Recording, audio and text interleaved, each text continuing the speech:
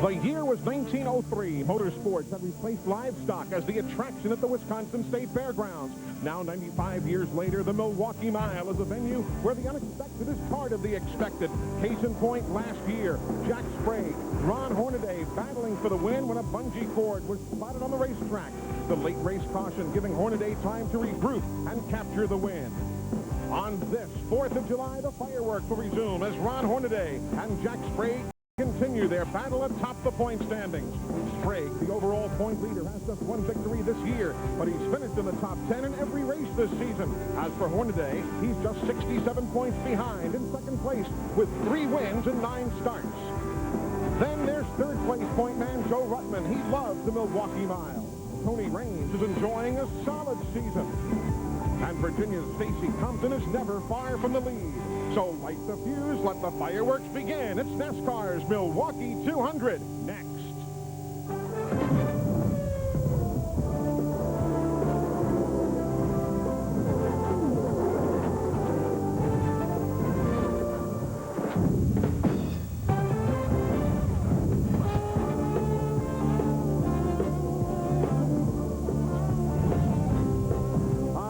July 4th holiday, CBS Sports has come to America's legendary oval, the Milwaukee Mile. Today, for the 4th time ever, the NASCAR Craftsman Truck Series tackles this flat 1-mile track. A track that demands patience, but also puts a premium on truck setup. All weekend long, in and around the raindrop, Jay Sauter's truck was quickest of all. But when qualifying time rolled around this morning, it was defending series champion Jack Sprague who won the pole. Sauter had to settle for 7. Here's Glenn Jarrett. Well, thanks, Eli.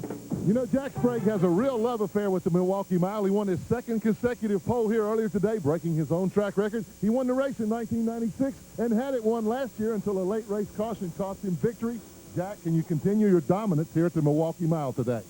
Well, I hope so. You know, we've struggled all weekend. The guys done a great job. They've never gave up, and you know, we got a good 2 laps out of the deal, and hopefully we can get 200 more good laps out of the deal and carry that Hendrick flag high today. Jack Sprague looking for his 2nd victory of 1998. Starting on the outside of the front row, Mike Bliss. But right behind him, starting 3rd, his arch rival is waiting with Steve Burns. Boy, Glenn, we couldn't ask for a better setup to this race. Ron Hornaday starts right behind Jack Sprague, and Ron has 3 victories already this year and is the defending champion of this race. Ron, how about fireworks today? It's been awful tough. Brad Graves and everybody done a great job with this truck, and we're just going to go ahead and do the best we can. Heck, I don't know. It's going to be a good race. I heard Jack put a bungee cord in his truck so he can throw one out when he's behind, so we'll see what we can do. We'll check on that rumor. Starting alongside Ron Hornaday, a big surprise. Toby Porter, in just his 2nd start, goes off 4th. Eli Gold? Welcome to the Milwaukee Mile. Hope you're having a great July 4th weekend.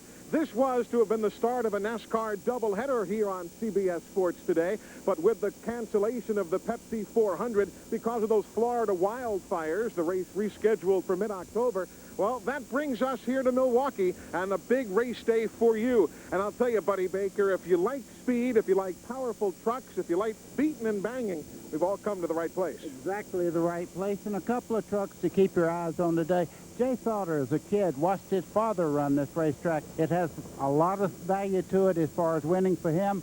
And Joe Ruttman, an 8-time winner, will be going to the front. 2 trucks to watch. Now, this is a doubleheader weekend here in Milwaukee. Tomorrow, the NASCAR Busch Series will be running 250 miles.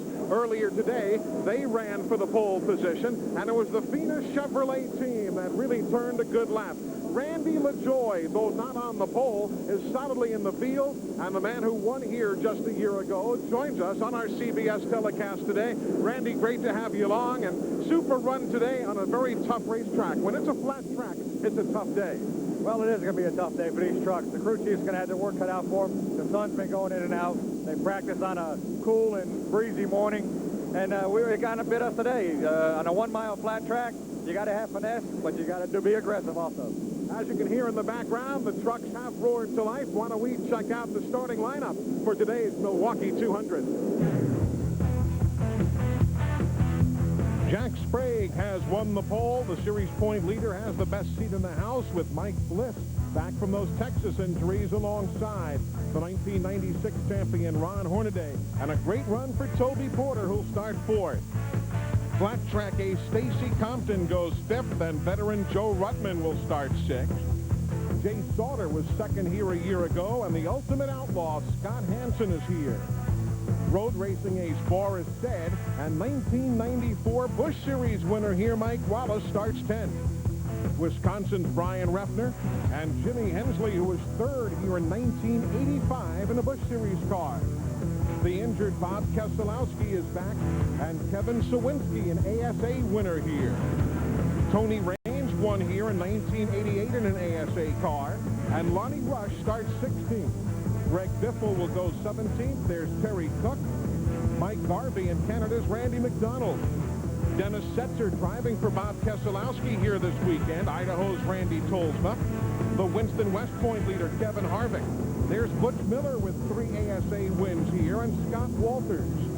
The top rookie is Andy Houston, Rick Corelli, Ron Barfield, and Lance Norrick, all getting in on speed.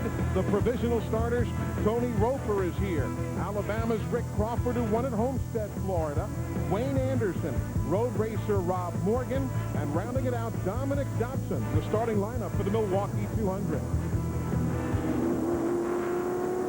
Here's the manufacturer's breakdown for today. You see 14 Fords, 14 Chevrolets, and 6 Dodges. Look at the Fords with 5 wins, Chevrolet with 4. Dodge has yet to win this year. Why don't we take a look at the track of this Milwaukee Mile layout? And Randy LaJoy, yeah, there's a little bit of banking, but you don't really use it, do you? Not at all. This is a racetrack where you're carrying so much speed into the corners. The drivers are very busy all day long. There's Dominic Dobson's truck getting a bit of a push down the back straightaway here at the Milwaukee Mile. He's able to rejoin the starting field, and there are the numbers pertaining to today's event.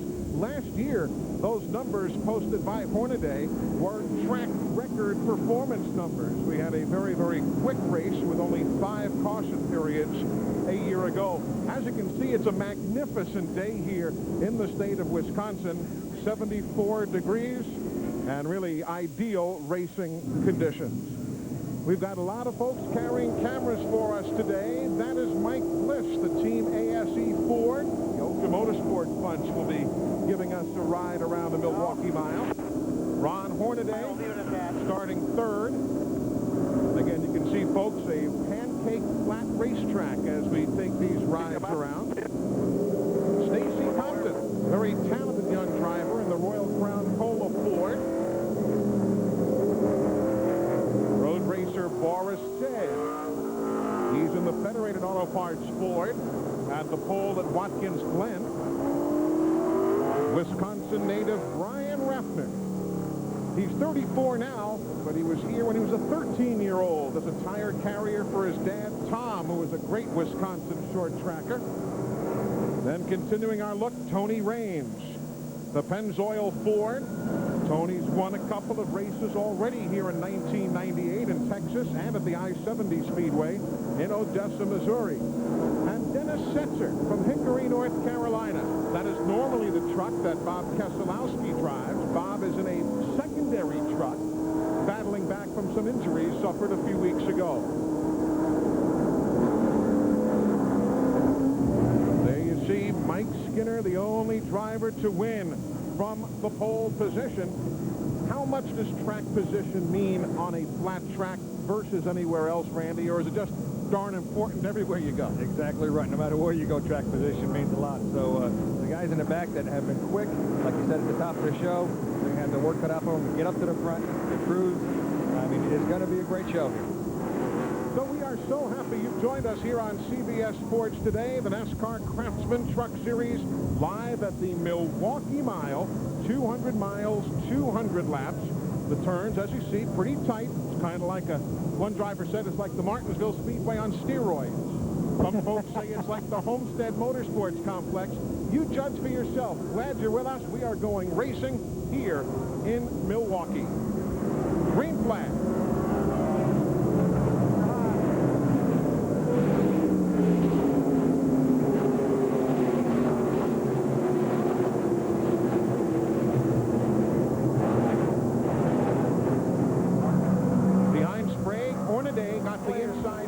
on Mike Bliss.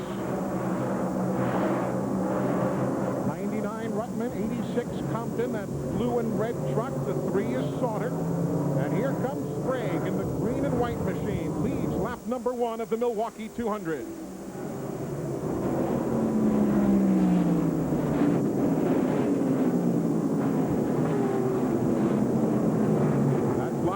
In the 10, the 15 going way wide. Nice save there by Hansen, the ultimate outlaw, who's driving the Baloo-owned truck here today. Very nice job of catching that truck. Usually when you get out of the groove, like, oh, we have trouble here. Wayne Anderson is sideways in the corner down in turn 3, it looks like. Wayne Anderson in 31st position. We do not have a caution as track remains green with Anderson having pulled away. You see Sprague there running a little bit wider in the corner as Hornaday closes in within 2 truck lengths down the back straightaway.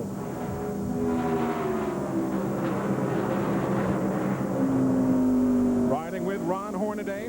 Different line they're taking, Randy. Hornaday to the man in front of him, Sprague. Well, I tell you, when you're chasing a guy, it always seems to go faster, but you see Ron lost some time coming up off the 4 right there.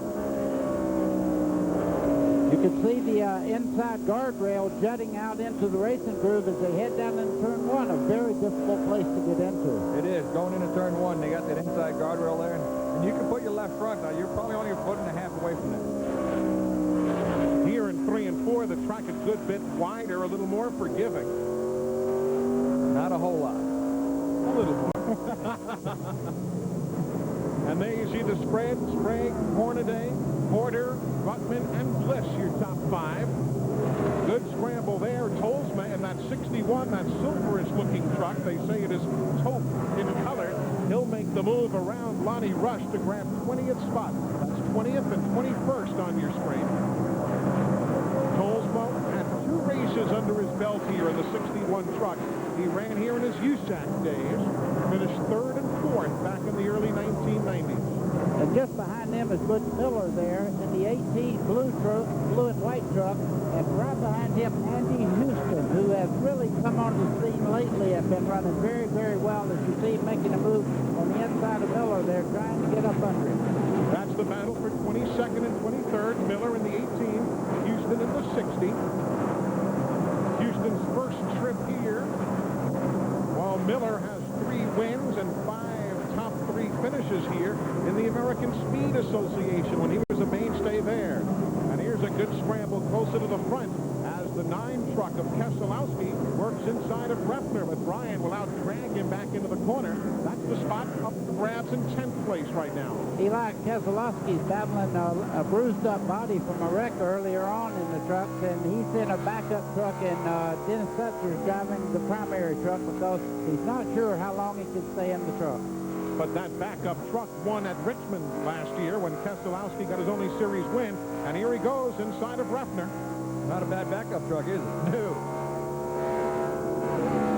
Nice when you can pull a winner off the hauler like that. That's what it's coming down to. I mean, every one of these trucks and cars nowadays, their backup cars are as good as their regular cars or trucks. Again, that is 10th and 11th.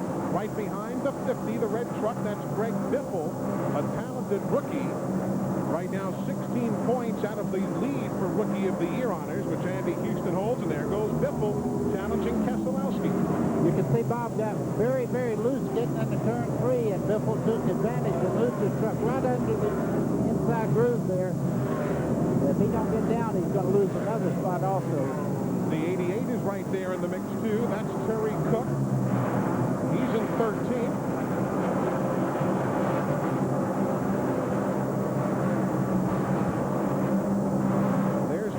Now in the 75, the 19 is Rames. That's 16th position on the screen. And you talk about a versatile driver. Harvick is also the point leader in the NASCAR Winston West Series. Rames, a 2-time winner this year on this tour, will lose. And right behind him is Rick Pirelli. We're looking out of Raines' truck there. You can see the truck getting a little tail happy of Harvick there as he comes off the corner. I tell you what I've heard in the garage there is the new Chevrolet nose that these trucks have on. They make the truck very loose when another truck gets up behind them. There's so much downforce on the front. when a truck gets behind him, it does make the tails wag a little bit. Here comes Rick Pirelli on the inside in the 6th truck there, making side-by-side with range down into turn 1. That's for 17th place on the screen. Scott Walters just behind them, and the 75 Harvick there just ahead. Buddy, we're seeing every now and then out of some of these trucks, for folks who are new to the series, some flashes out of the exhaust headers. What is that? It's not a problem. Let's explain that. It's not a problem, but with a 9-to-1 compression engine, you get fuel buildup in the exhaust pipe itself, and it has to do something. So when the air catches to it, it ignites the fuel and makes a flame. Right, basically raw fuel just detonating. Unical fuel, that is. There you see up front, second spot, Hornaday in the 16, Joe Ruttman in the 99. I was talking about Ruttman at the start of the show. He's very, very good on this type of race course. He watched his brother Troy Ruttman run here in the Indy cars, and now he's got an opportunity to run very well himself. You're eavesdropping there on Hornaday's radio, and there goes Ruttman. Still there. Steve Burns is having a tough time holding Ruttman off. Well, yeah, Eli, it was overcast this morning. The crew told me they weren't sure what the sunny condition would do to the truck, but Ron Hornaday loves this particular race truck. There are 5 trucks in that stable of trucks. He has won at 3 other tracks. They debuted that truck here at this race last year. He's won 4 races in that truck. And on the one pass by Ruttman, Hornaday tried to pass him back like the truck owner Dale Earnhardt might have done. Well, what happened there is the 99 of Ruttman went down in the corner so very hard that he pushed out just a little bit, and Hornaday was really making a move on the inside trying to pull up, and now Ruttman has him sorted out. Now you watch again the 19th and 20th spot. The 61 is Tolsma, who was outside. The truck obscured partially from your view is Scott Walters. Here comes Andy Houston. He'll grab it all. Young guys don't care. They go for it. Andy Houston, one of the biggest names to get in this division for a long time. Young man, very aggressive. Andy Houston made that gutsy move, and now Walters in the 37, you see, he's caught outside behind Lonnie Rush and is going to have trouble getting back in line. Well, as we expected, quite a start here in the Milwaukee 200. Jack Sprague now with a 2.5-second lead on Ruttman and Hornaday.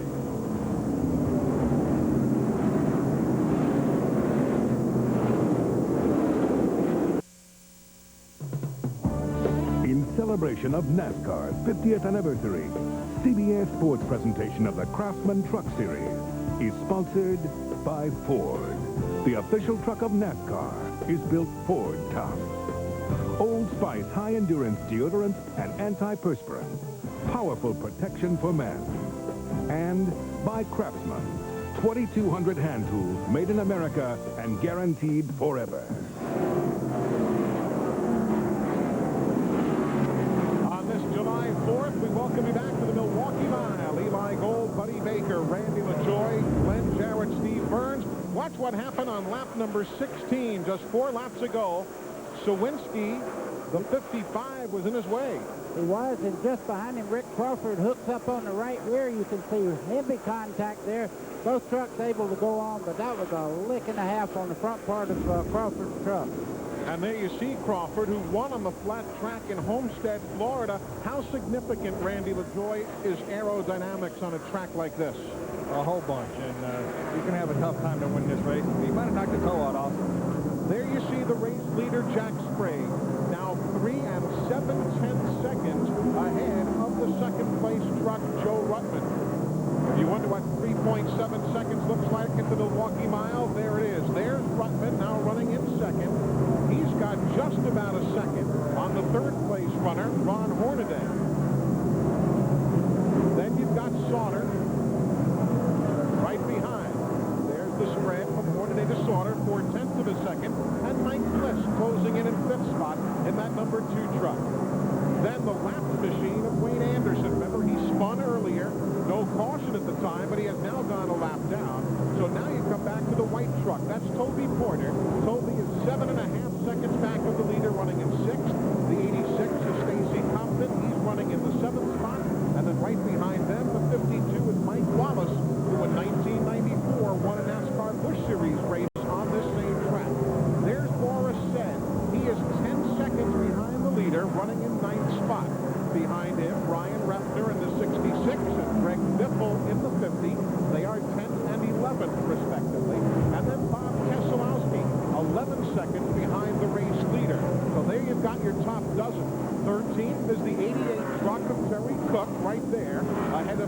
to 29. That's Dennis Setzer, who is driving again Keselowski's primary truck. The 43, the red machine there, is Jimmy Hensley. He is 12.8 seconds behind the leader, running in 15th spot. Then Kevin Harvick and Rick Pirelli. They are 16th and 17th, respectively, all on the lead lap right here. There's Tony Raines running in 18th in the 19th truck.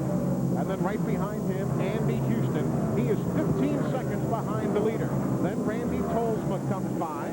Rush, Walters, Miller, and the rest of the field, most all of them right now still on the lead lap, with the exception of Morgan, Anderson, and Sawinski. So there you have a field set at lap number 24 of 200.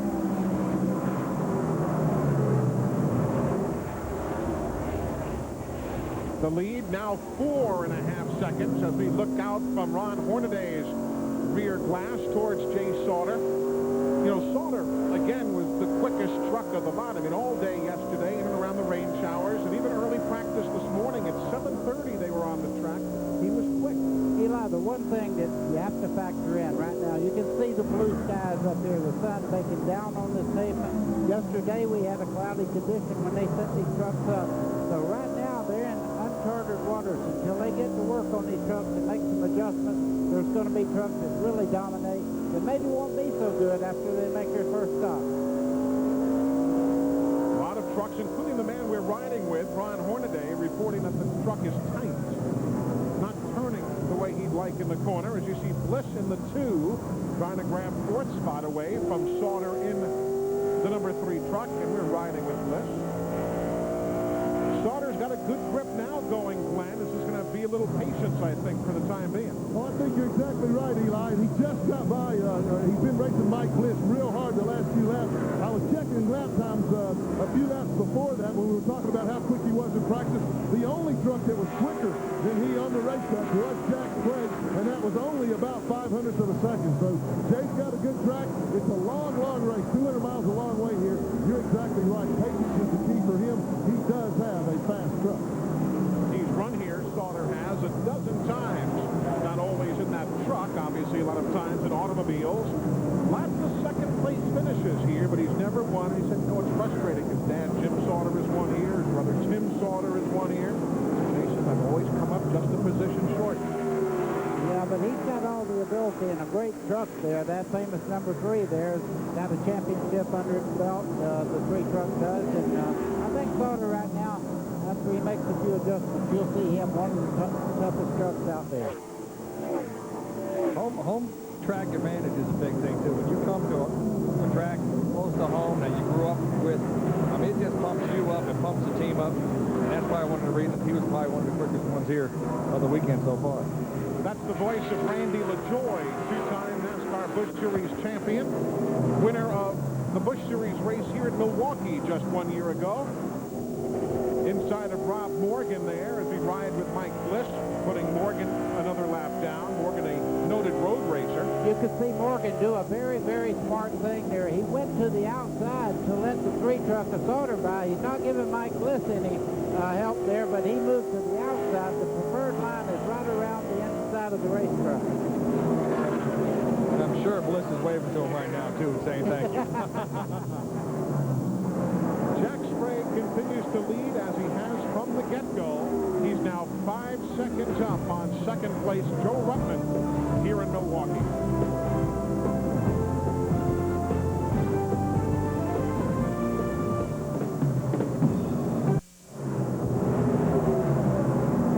Welcome back to the Milwaukee Mile. No change in the running order. There you see the front 3, and it's basically been that way since the get-go. Ruttman getting the move, grabbed second spot, but Sprague has been untouched since the start of this Milwaukee 200. Now let's update you on a bit of a rule change that is in effect here this weekend. Each of these teams, Glenn Jarrett, is not going to be able to go the entire half of this race without coming down pit road. Isn't that right? You're exactly right, Eli. They won't be able to go the full 100 laps until the halftime break. So what NASCAR has decided to do is to have a mandatory pit stop in each segment. So these guys are down past that fuel window. They're in it right now, meaning that if they stop anytime after about lap 30, then they can make it the rest of the way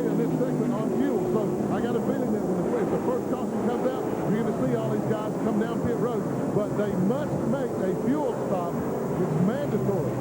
In the first segment, they also have to do this in the second segment. Now, they cannot change any tires during that fuel stop. They can only do that at the halfway break. And technically, I mean, you don't expect anybody to do it, but technically they don't even have to take on fuel. They just have to come to a stop in their pit box and then leave if they want, but everybody will take on some fuel. As we ride with Dennis Setzer right now, he's in 13th, and just ahead of him is Terry Cook. That's the truck sponsored by the PBA Tour. And by the way, the PBA Tour just signing a new 2-year contract to continue being televised here on CBS Sports. So we're tickled to be able to pass that along to you after year 1 on CBS this past season, and so successful it was. And great to see the PBA back in the fold for another couple of years. There's Jimmy Hensley, 18.5 seconds back of the leader in 14th spot. Hey, Steve Burns, remember the old days? Jimmy Hensley finished 3rd here in a Busch Series race when he drove for Sam Ard many years ago, but he likes his place. He sure does, Eli. And right now, he's driving for Richard Petty. Richard, you're usually in Daytona on July 4th. There's a little bit of fire down there. Got a little bit too hot for us to come up here. How's Jimmy doing out there in the 43? Could be doing a whole lot better. He's pushing real bad right now. So he ain't doing too good. I could not come see what was going on. All right, folks, and Richard Petty won victory number 200 on July 4th, 1984, in front of President Reagan. It was a big day in what was the Pepsi 400 and his final victory to date. There's 4th place on your screen. Eli, I'm going to touch on what push is. It means the front tires are losing traction. The rear wheels are actually pushing the front of the truck out towards the outside of the racetrack and will not turn when you want to make a cut into the corner, center part of the corner, and also off a lot of times. It just drives the front end out of the groove, and you can't make any time when you have to back off to make it turn. What was it our old buddy, the late Neil Bonnet, once said about a push? Well, he said, a push, you see the wreck. When you're loose, you back it into the wall. So there you have it. We're riding with Mike Bliss right now. He is in 5th, looking back to Sauter. There's Sprague in that green and white 24, puts a lap on Mike Garvey. As we are 42 laps complete of the 200 here at the Milwaukee Mile. CBS Sports coverage of the 1998 Milwaukee 200 will continue after this message and a word from your local station.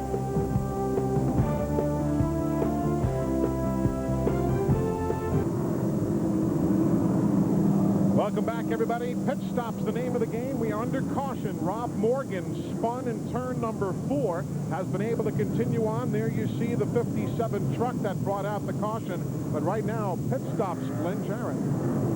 Okay, Jack Sprague has come in for a, and they're making a chassis adjustment on his truck as well to give it fuel. Ron Hornaday has the fuel safety captain beats him out, as does Jay Sauter. So Hornaday lost 3 positions. Here's Steve. Steve Burns. And Tony Raines is in. They made a chassis adjustment on the number 19 of Tony Raines, and he gets his gas, and he's gone. Lost a little bit of position, though, on pit road. You saw Joe Ruttman being pushed up the pit lane by his crew as the number 99 Exide truck had stalled. That was really bad because he was running second when he made that stop. And there is Joe Ruttman just cruising down the back straightaway now under caution. The pit road speed and the pace speed, 45 miles an hour here at Milwaukee. Old Joe Ruttman, I've worked with Joe, and I keep telling him he looks like Super Dave Osborne, so he can do anything. 53 years, 249 days young today. The only older winner in any of NASCAR's 3 touring series was Dick Trickle when he won the Busch Series race at Hickory a couple of years ago. He was 55 years of age at the time. You don't have to remind me, he beat me. Yeah, that was quite a finish. I remember that one. He's a great racer. Still is. Now the trucks that are a lap or more down are on the pit lane. Glenn Jarrett.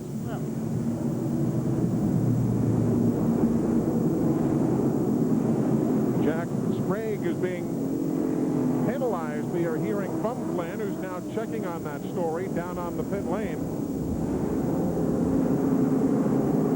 And Joe Ruttman also potentially being brought back in for passing the pace car. There is the Exide Ford. All of those stories unfolding down on the pit lane right now here at lap number 47 of 200 in Milwaukee. The first caution flag of the day when Rob Morgan spun in turn 4.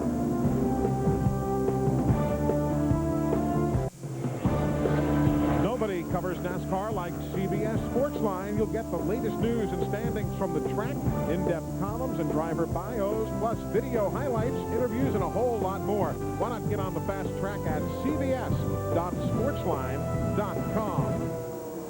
The field has gotten the one-to-go signal. Jack Sprague has been on the pit lane, stopped. So too Joe Ruttman, after both were black flagged for separate infractions. And we are about set to go back to green. Lap number 49 is complete of 200. Eli, you can see these guys that were penalized going to the front of the inside lanes there, trying to get that lap back, and they've been penalized. So they'll be on the move on the inside of the racetrack. Stacy Compton in that blue number 86 is now the race leader with Hornaday behind him. Sauter is third, Bliss is fourth, and Brian Repner is fifth as we are back to work.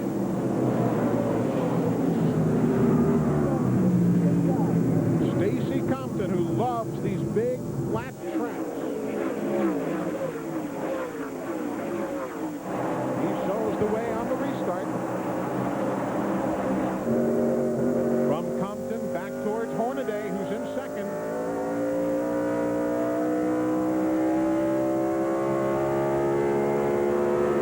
Compton leads him back into one, and Steve Burns, this is his kind of place. It sure is, and a great piece of strategy here in the pits by the 86 team. The gas man, Bill Johnson, is the hero of the moment. Now, these guys don't usually pit under pressure, but they said, hey, just hold the gas can into the truck for 3 seconds. He counted to 1,003, let go, and Stacy hit the gas. They came in 6th, now they're in the lead. And behind him, a good scramble. Sauter, the black truck, is inside of Hornaday for second. Sauter has the preferred line. You can see Hornaday just roll out of the throttle and let him take that spot over. Here's Jack Sprague now. He just got by Mike Bliss and down the back straightaway. Only 3 cars keeping him away from getting back in the lead lap. All right, remember that Sprague's truck is a lap down, that green and white number 24. Compton, Sauter, Hornaday, then Bliss and Repner. Mike Wallace is next in line at 6th.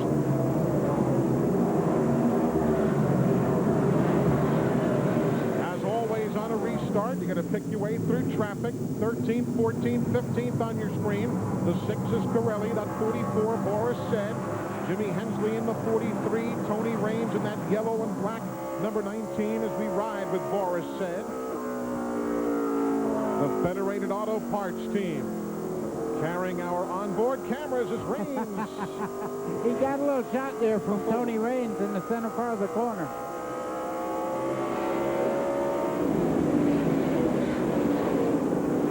Closer up front for the lead, Compton and Sauter. Eli, I noticed every one of the trucks that stopped on this particular pit stop, every one of them made chassis adjustments. Right now, it looks like Sprague may not be as dominant as he was before.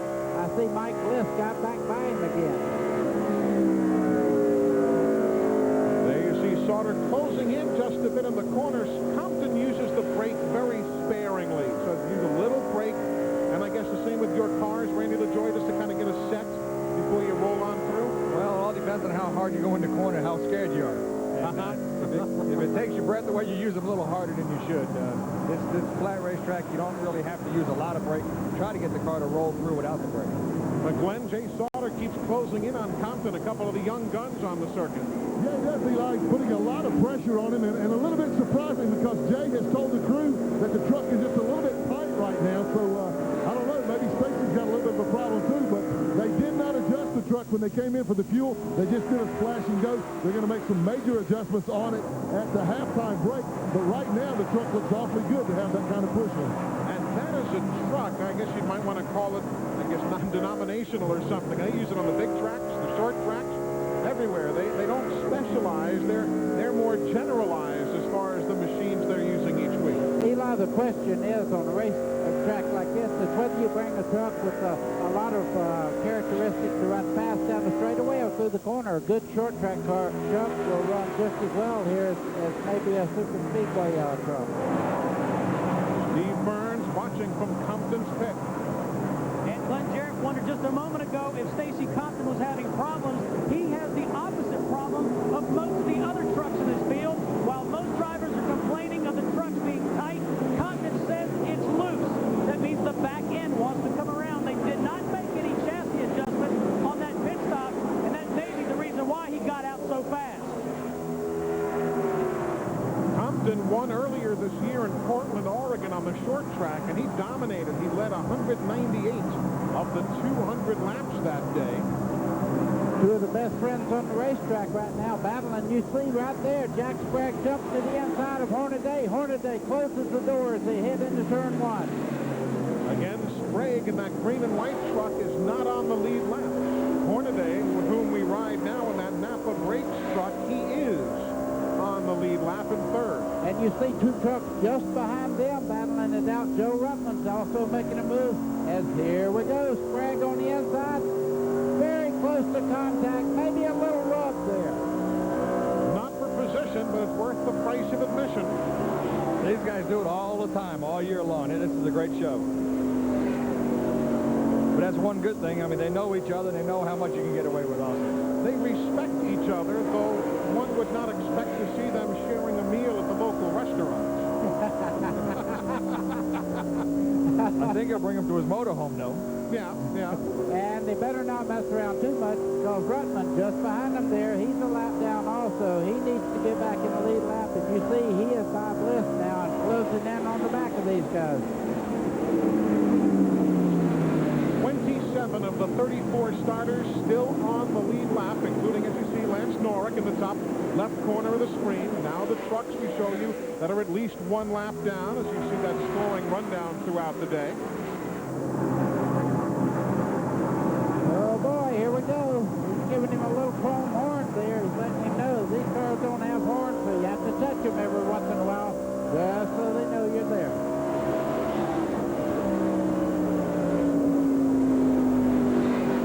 Sprague trying inside and out. Can you hook up to the outside here, Randy LaJoy, and make a pass like that? I think by the end of the day it will.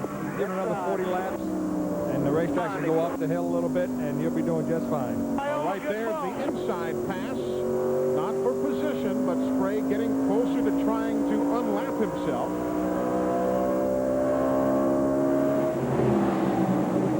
Eli, if you have a good truck here, no matter what, you're always going to be able to pass on the inside. You see Rutland right there in the 99 truck. His truck is moving way out in the corner.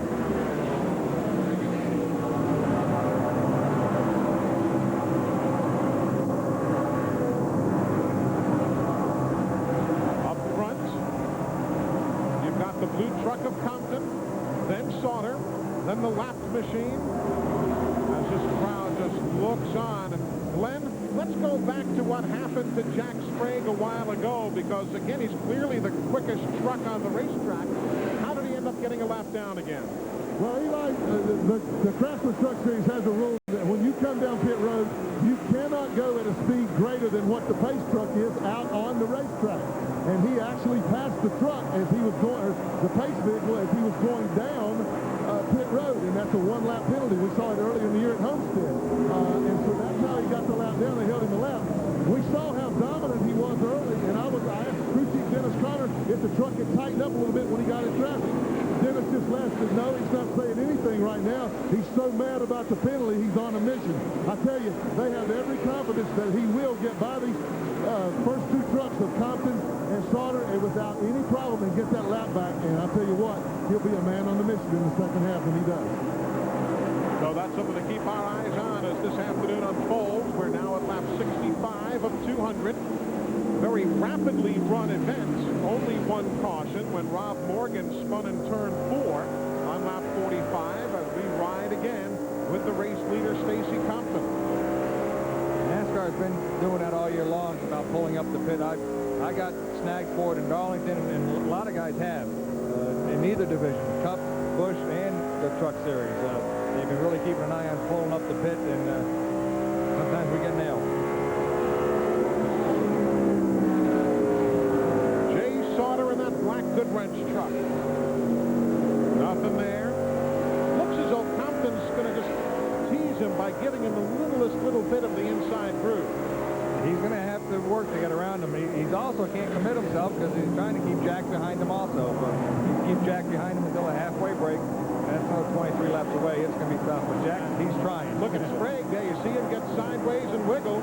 Yes, he's trying. And then here comes Hornaday, and he's not going to want Ron to pass him because it took him a long time to get by him the first time.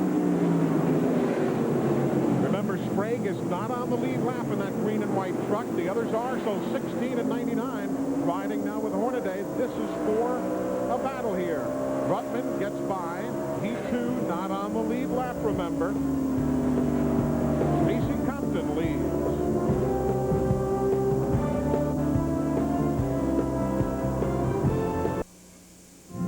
On Thursday, some of the NASCAR Truck Series drivers traveled to Milwaukee's VA hospital to visit with veterans on this holiday weekend. Jimmy Hensley and Stacy Compton presented the residents with an American flag on behalf of the drivers. For Hensley, a Vietnam veteran, the visit was particularly meaningful. A lot of NASCAR fans here in the hospital, and I think that was obvious today when we walked around from room to room. There's a lot of people here that real knowledgeable on this sport, and looks like they really enjoyed us being here, and made us feel good that, you know, we made somebody happy for today. It was a chance to give something back to a special group that has given so much to all of us. 4th of July, I mean, it's a great time to come out to Veterans Hospital. It's a neat deal, you know, it's something I've never done before, and we're enjoying it. I mean, you come here and you don't realize how lucky you are. You don't know where you'd be if it wasn't for these people that we've just visited. And there is Stacy Compton, that blue truck, the 86. He said that meant so much to me. He also now sees Jack Sprague ahead of him, and there's Jimmy Hensley in the 43, who, as we said, was a Vietnam veteran himself, and said, you know, I was glad to get up here a day early just to spend time visiting those guys. Meanwhile, a swap for the lead. Jay Sauter has just made the move around the blue 86 of Compton. Yeah, with the 24 there, Jack Sprague went to the outside. You could see Jay Sauter take advantage and use him as a pick, coming right around on the outside. Stacy Compton now in second. Joe Ruttman trying to fight his way back in the lead lap. In 4th place right now in the 99 truck. This is the second race this year that Sauter has led. He led 7 laps a few weeks ago at the Texas Motor Speedway. So Compton back to second. Now remember also, we showed you the green and white truck of Sprague. There he is. He is now on the tail end of the lead lap. Granted, he's 31 seconds away from contending, but if a caution comes out now, he'd be able to come all the way back around and get himself back in line to, again, deal with traffic and get to the front. So Sprague back in the picture as we now ride with Brian Refner, who has always been in the picture. Brian, the local Milwaukee favorite, running in 5th spot. The Carlin Burners and Controls, Phelan Motorsports team. Mike Bliss there just in front of him. You can see going down into turn 1. They call this 9 degrees of banking, but out there, Randy, it is flat. Where do they call it 9 degrees? I mean, Probably right up against the lip of the wall. Yeah, there's not a lot of banking. I think if you put an Anheuser-Busch product on the outside and pour it in, it might not move a whole lot. Brian Refner, with whom we're riding right now, led 6 laps here back in a car in the ASA days, the American Speed Association, in 1995. This is the same truck he had driven at Homestead Motorsports Complex earlier this year. Now that's for position right there. Hornaday the 16, Bliss in the 2. Bliss able to run a lot lower right now. Hornaday made a chassis adjustment on his stop, but he cannot keep the truck on the bottom side of the track. As you see, Bliss is looking him over, trying to make that spot. Bliss is doing a great job. He's been hurt since Texas, and this is a very demanding racetrack out there. There you see the front group of 5 plus a lap truck or 2.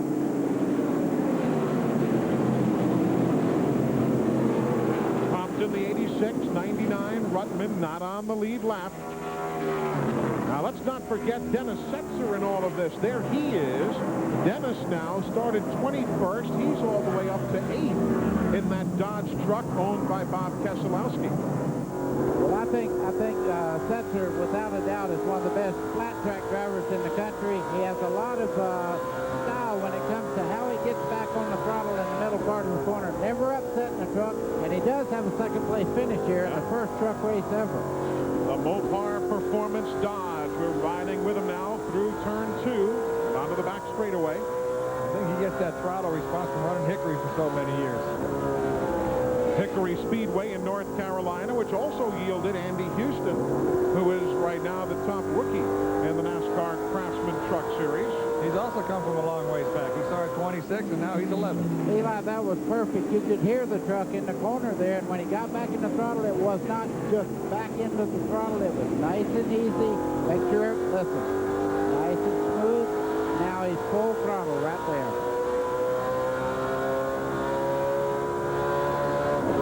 Backing off, turning in on the bottom part of the racetrack, left front, just off the line. He lets the truck move up a little, cooling the tires, back in the throttle nice and easy, and down the front stretch. Dennis Setzer still doing some testing for Bill Elliott's NASCAR Winston Cup team. He's driven this year for Tom Floyd's team. Right now, no formal home. He said, I'll find a ride where I can. CBS Sports coverage of the 1998 Milwaukee 200 will continue after this message and a word from your local station.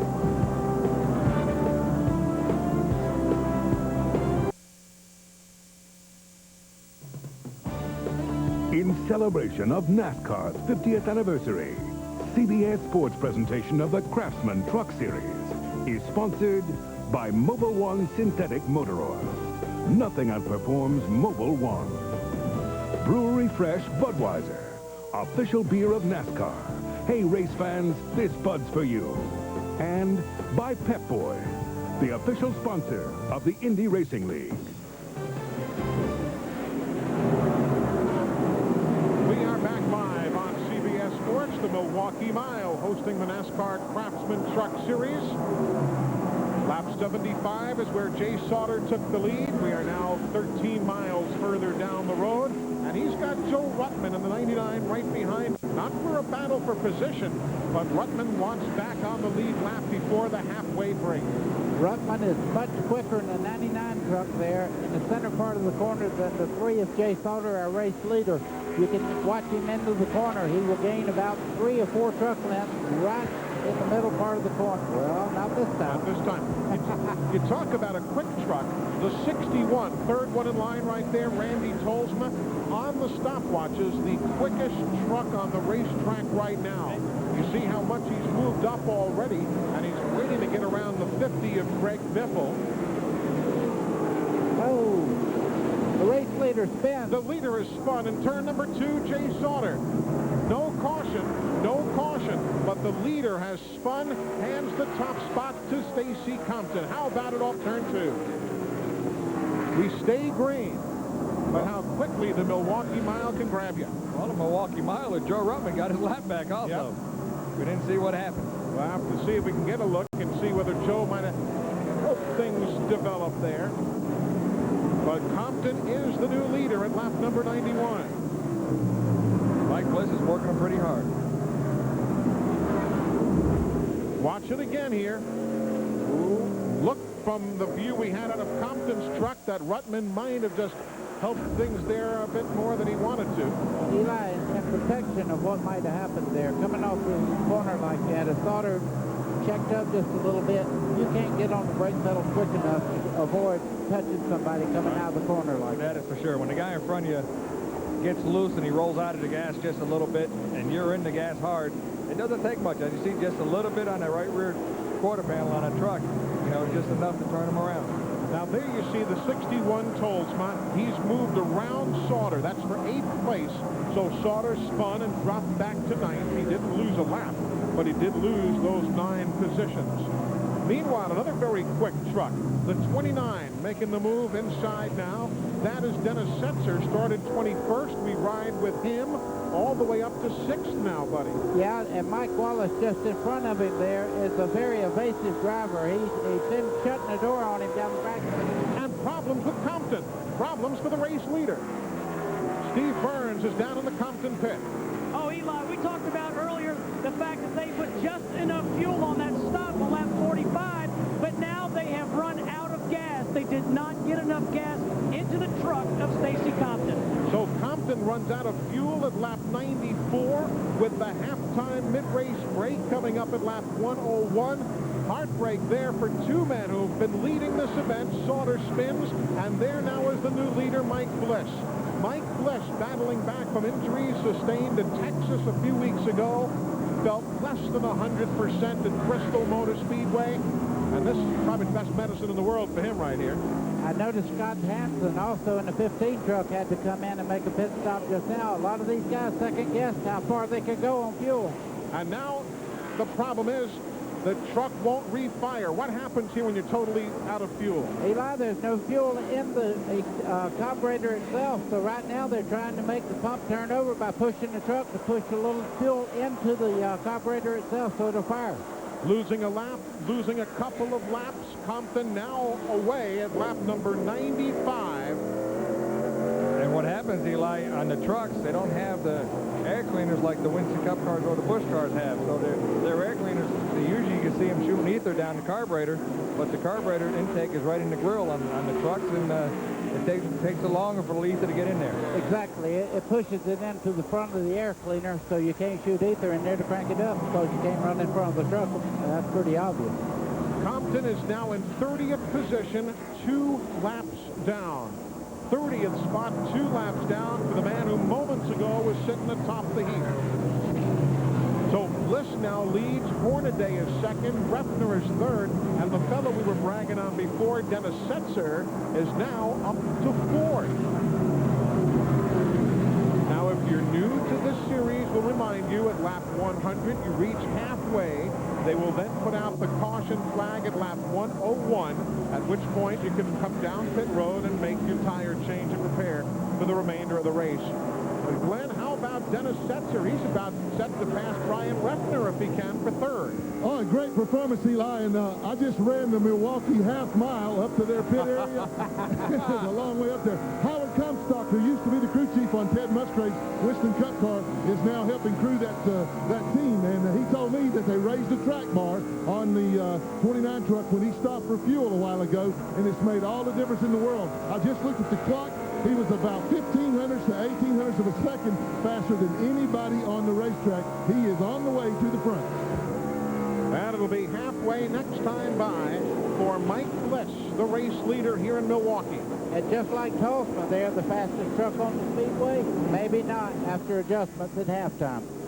You know what I noticed, you guys, they just said about the crew chief on that truck? I've noticed there's 7 crew chiefs. He used to be in Winston Cup, and now crew chiefs on these truck guys. It's pretty awesome to see that. Coming to the cross flags, halfway home in the Milwaukee 200.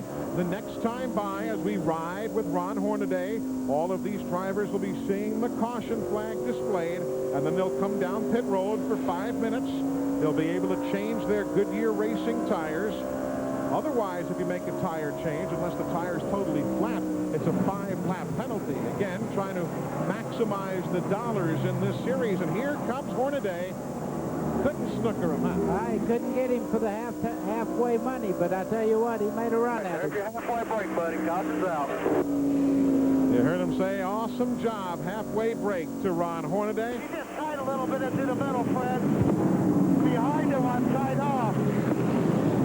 Hornaday talking to Fred Graves, his crew chief, discussing what needs to be done.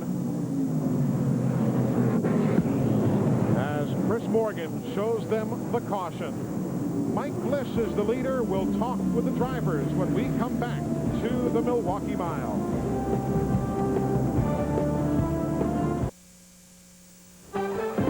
This CBS Sports Race Summary is sponsored by Craftsman.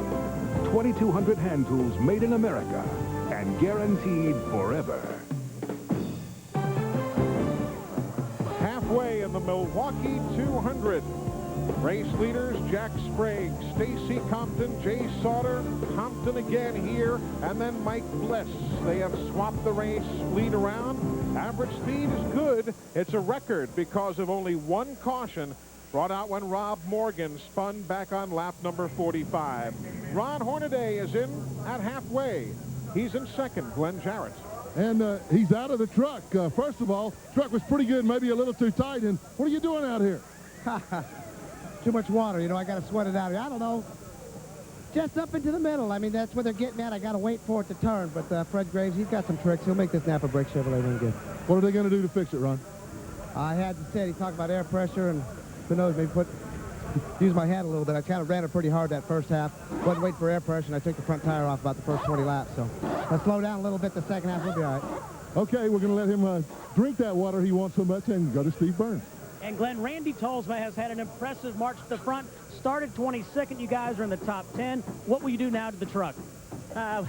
You know, it's hard to do when the truck's working good that well at the end. We're just going to make a few changes to the IWX Motor Freight Chevrolet. It's just a little tight in the center and having a little problem getting back in the throttle like I'd like to. So just a few minor changes and see if we can be there at the end of this half. Okay, Randy, let's go back to Glenn Jarrett. Hey, thanks, Stephen. I'll move down to Jack Sprague. He's sitting calmly here now. Jack, tough break on that penalty call, but, boy, your truck is still fast. You can still win this thing. Well, I hope so. You know, I feel pretty bad. I let these guys down. I messed up. But the Hendrick Chevrolet's running awful well. She's pretty loose, but it's awful fast. So, you know, what can I say? I messed up, and I'm going to try and get back in front and win it for him. Well, I tell you what, if anybody can do it, 1 Mile Jack can do it. Back to Steve. And Glenn, we've talked about Brian Refner, who's from Wisconsin. Brian, you have enough to get to the front. What adjustments will you make?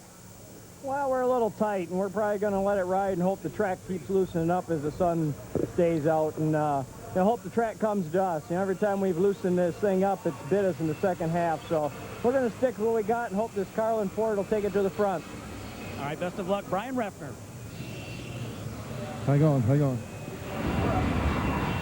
There you see work continuing down on the pit lane. Joe Ruttman's team working there on a truck that is now back on the lead lap in 27th spot. Glenn Jarrett is there. Okay, with Joe Ruttman, he's the other guy that got a lap down there, and you also got your lap back. You got a good truck, Joe. Can you get back to the front now?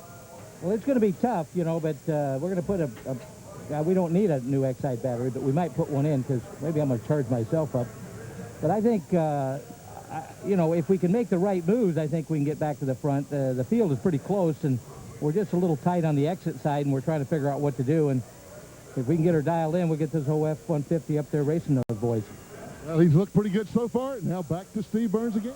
And Glenn with Stacy Compton. Stacy, gosh, you guys were so good early in the race and ran out of gas. Well, you know, I hate it. The guys made a great pit stop. We just miscalculated fuel mileage a little bit. I tell you, this Royal Crown Ford's running awful good. I think we got a shot at it. You know, if we just need to get our lap back. If we can get our lap back and get back up there and run with them guys, I think we got a good truck. Okay, Stacy. Bitter disappointment for Stacy Compton. Here at Milwaukee, lap 101 is on the board. The NASCAR Craftsman Truck Series with their 5-minute break here midway through. That is Greg Biffle's truck. The rookie is now in 5th. Other top rookies, Andy Houston running in the 9th spot. Scott Walters is 21st, and Dominic Dobson is 24th. We're live on CBS at the Milwaukee Mile. Back in a moment. She had it unplugged behind you. She was playing with you. Back with you here at the Milwaukee Mile. The halftime break wrapping up. We're at lap 101. There you see the 3 truck of Jay Sauter, led for much of the afternoon before spinning at lap 89. Everybody on that team wants to make sure we say, get well, Jesse. You see that sticker right there on the post. Jesse Koch is a longtime member of that crew, suffered a brain aneurysm earlier in the week, was hospitalized, underwent surgery. He's had his ups and downs, but we are told he's doing a whole heck of a lot better today. So, Jesse, everybody here at the Milwaukee Mile, looking forward to seeing you back at the racetrack as quickly as possible, and our thoughts are certainly with you. Steve Burns is on the pit lane with Barry Dodson. That's Mike Bliss's crew chief. And, in fact, they have the lead, Eli. Very first question, did you make any changes, any adjustments to the truck? Minor, because we go from tight to loose at the end when we're out of rubber. So Nothing major, you know. We've been lucky today, and we haven't been all year, so I was afraid to do too much. We're just going to take what we can get. Barry, also his health. He has a broken shoulder blade. How's he feeling? You wouldn't know it. Randy LaJoy built us a seat. It's called the Joy of Seating, and we got some high-impact foam that they poured in behind him the other day at 140 degrees, and it molded right to his body, and he talks like he's in his lazy boy, so that wasn't even brought up at the half or any time during the race. Want to say hello to Jesse Coke at home. He's struggling. We're pulling for him, and we're going to go ahead and give him the Goodies Headache Award. Okay, good luck, Barry. So Jesse Coke on everybody's mind. Field getting the 1-to-go signal. Mike Bliss, of course, just 4 weeks ago was at Texas Motor Speedway, and we were there to see a really remarkable lick he took into the wall. Watch this. Scott Walters there gets sideways, and Bliss went to the high side of the racetrack expecting him to be gone. When he got there, swept him right into the outside wall. You can see when he gets out of the truck here, a lot of pain in the shoulder area. Broke his shoulder blade and his collarbone, but that is the man right now, recovered and leading the Milwaukee 200. There you see the rundown as we're a half-mile away from going back to green. Setzer, Biffle, and Tolsma, some great stories there. Sauter, who has led today, number 2 rookie of the day. Some of the restarts, don't forget, you've got Sprague all the way back in 25th. And Joe Ruttman in 27th. So we'll be watching them come to the front. Then from position 28 on back, all of those trucks are at least a lap or more down. It'll be interesting to see if Stacy can get his lap back. He's running well enough he could be able to. Green flag. Green flag is in the air.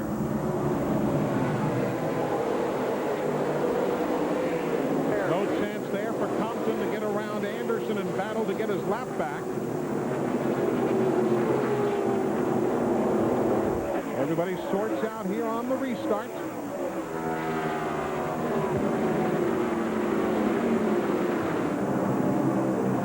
Bliss, Hornaday, Brian Refner,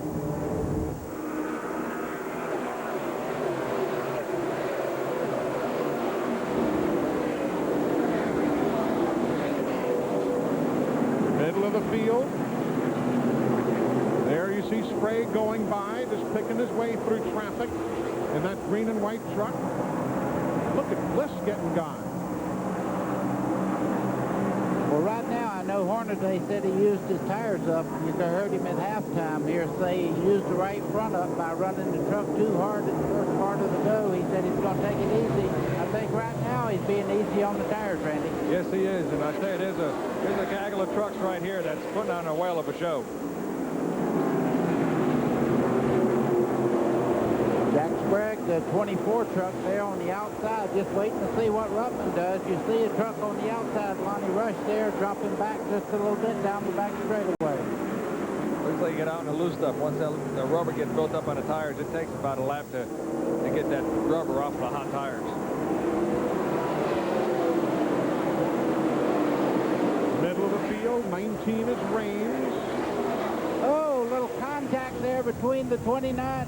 Oh, that's the 26 there. That's McDonald and the 14 of Crawford, the 99 Ruttman, the 37 Scott Walters. Randy McDonald in the 26. He's a lap down in 30th spot. Young driver from Oshawa, Ontario, Canada. Oh, Ruttman had an idea. Yeah, so did Jack Sprague in the 24 there on the outside. Makes a move to the outside. You see Ruttman right now just trying to figure who's going to move quick.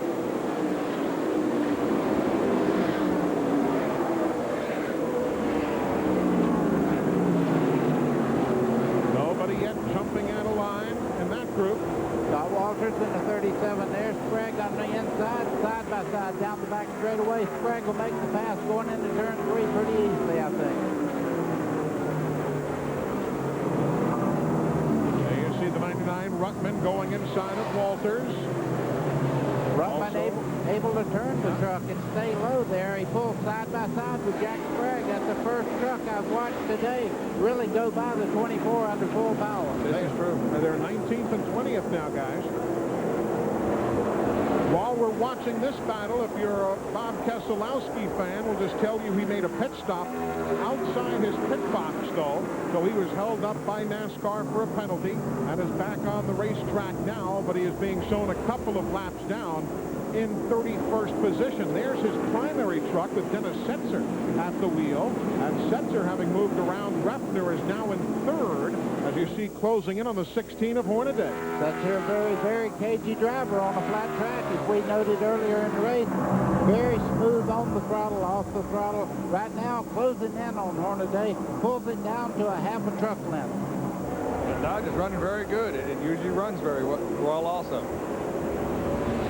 You know, for a while in the series, Dodge was down on horsepower.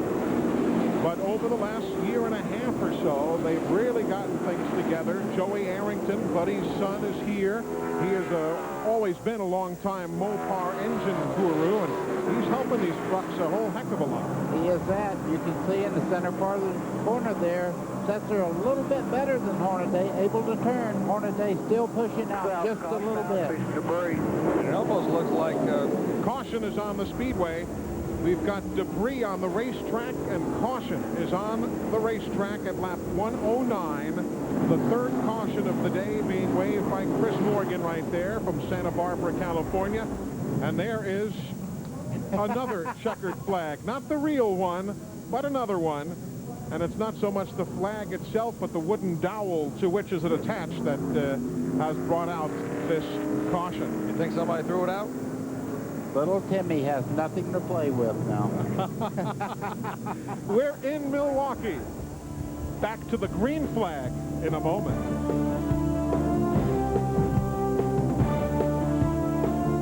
Coming up next on CBS Sports, 3rd round coverage of the Cannon Greater Hartford Open. That's how everything stacks up now through 2 rounds complete. Coverage when we move aside, coming your way from Hartford. Eli Gold, Buddy Baker, Randy LaJoy, Glenn Jarrett, Steve Burns on hand with you at the Milwaukee Mile. That is the story. Bliss, Hornaday, and Dennis Setzer, the super sub here in 1998. Hornaday having all kind of trouble with Scott Hansen there on the inside as they come down the front straightaway side by side. Now it's 3 wide down into turn 1. Trying to make the move.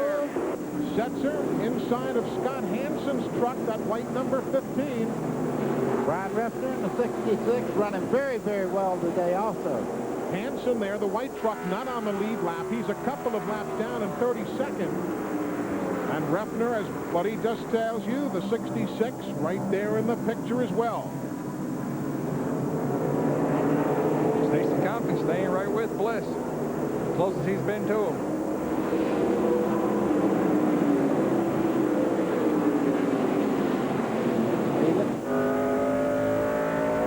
Stacy Compton looking backwards.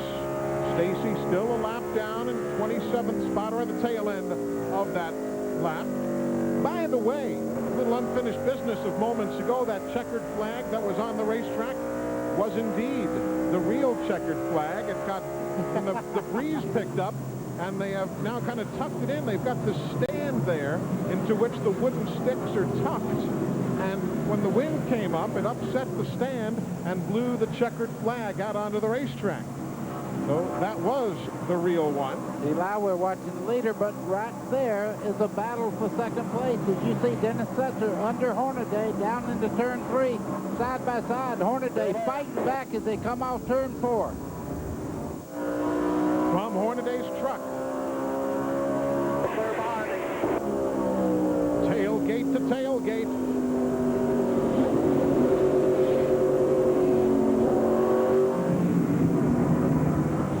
Randy, this needs to get sorted out pretty quick. Them running side by side. Bliss is checked out in front of him up there. This guy needs to sort this thing out. Somebody needs to get in the second and stay there for a second. Well, we also talked about the outside lane coming in, too, and it looks like it's there. They are 2 2/10 seconds behind the leader.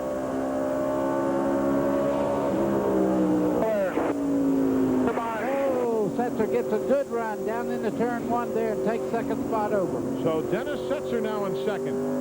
Hornaday gets right up under him. You can see the back of the truck there. The 29 get loose, and look at Talsma come up now. Out from Dennis Setzer's truck. We watch Hornaday go by. And now Setzer way up in the white stuff, in the marbles, rolls it back down. And now he's going to have to worry about the 61 of Talsma, then that red machine of Biffle, the black 3 of Sauter, the 60 of Andy Houston, all of these trucks back in the mix now. No, you can just say the rest of the field now, because they're side by side, nose to tail, all the way back to about 20th spot right now. Why don't we set it for you so you'll know exactly where everybody is. There is Bliss, the race leader, going by in that white and blue number 2. Then the truck that's a lap down, Stacy Compton, he is 27th place, a lap down. Then you widen out to what is now 4 seconds back to that man, Ron Hornaday. He got caught up in traffic while the others had clear sailing. He's 4 seconds back. Tolsma, the 61, he is in 4th. Then you've got Dennis Setzer in the 29 and Biffle in the 50. That's your top 5. Andy Houston in the 60 truck, that red and yellow machine, right behind Jay Sauter. So that's 6th and 7th. And you've got the 6 of Corelli, the Remax truck, the 66. That's Brian Refner running in 9th. He's 6.5 seconds behind the leader. Mike Wallace there in the 52. He's running 10th. He's 7 seconds back. Then you drop back to the 31. Sawinski is in 33rd. He's 6 laps down. And the 15 of Scott Hansen, he's in 32nd, a couple of laps down. The next man on the leaderboard is that blue and white truck, number 18, Butch Miller. Butch is in 11th. Behind him, the 44, Boris Said. He's running in 12th. He's 8 seconds behind the leader. Then the 55, Tony Roper. He's on the lead lap in 13th. Then you've got 99 Ruttman. He's just made the move around Harvick to grab a position. And then you've got Sprague in the 24, also getting around the 75 of Harvick.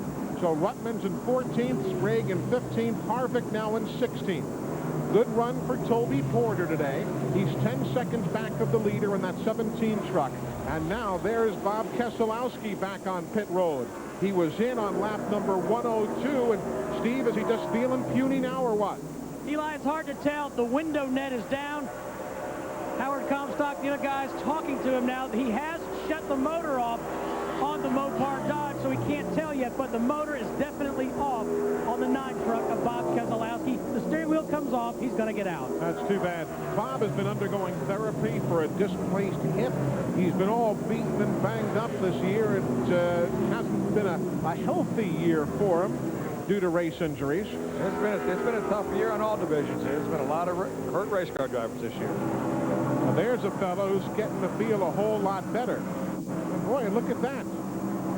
Mike Bliss is running very, very well, pulling away from everybody except Stacy Compton there, who is 2 laps down due to running out of fuel a while ago. But right at the moment, Stacy Compton is just as fast as Bliss, who's leading the race. And boy, if Ford can finally get a performance like that. I love this shot from the bumper of Stacy Compton's truck. Eli, that's about as close to what we see when you're behind the wheel as a race driver as you can get. You can see the truck there coming off the corner, slipping just a little bit, right out against the wall. If you were driving in the second truck, that's what you would see.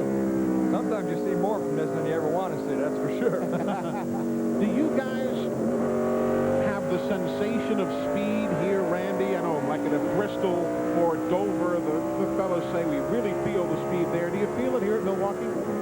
Only if you mess up. When you slip, you really, it takes a while to gather it back up. Bob Keselowski is out of the truck. Steve Burns is with him. Well, Bob, tell us what put you out this afternoon. Well, developed a miss in the motor. I'm not sure, valve spring or whatever. And got a lap down there on the pit stop deal and running on 7. Our chances, we already got, we got the primary truck out there with Dennis Setzer in the 29, and I was kind of running a backup truck, and there's no use blowing it up. It's skipping, maybe a broken valve spring or something. So we know you've been beat up. How are you feeling? I'm a little sore. I think I'd have been okay, but once we got a lap down and lost the cylinder, probably no use. At least we still got the primary truck going. So he'll stand by and see if Dennis Setzer can get to the front. Meanwhile, a good scramble between Boris Said and the 44, the 99 of Joe Ruttman. They are running 12th and 13th right now, with Sprague right behind them. As you look out of the Federated Auto Parts truck of Boris Said to Ruttman and Sprague.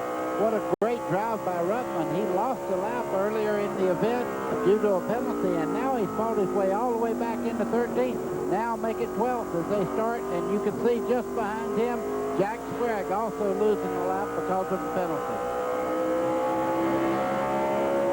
They are 11 seconds, however, behind the race leader, Mike Bliss. And look at that. That's all the slip you need. Said went a little wide, and that's all you guys wait for, isn't it, Randy? That's it. When you get to follow a truck and that guy makes a move, you got to be tucked up right behind him. Because when that guy gets out of the groove a little bit, you got yourself a spot. That's Randy LaJoie. We are live in Milwaukee. The 2 truck of Mike Bliss continues to show the way.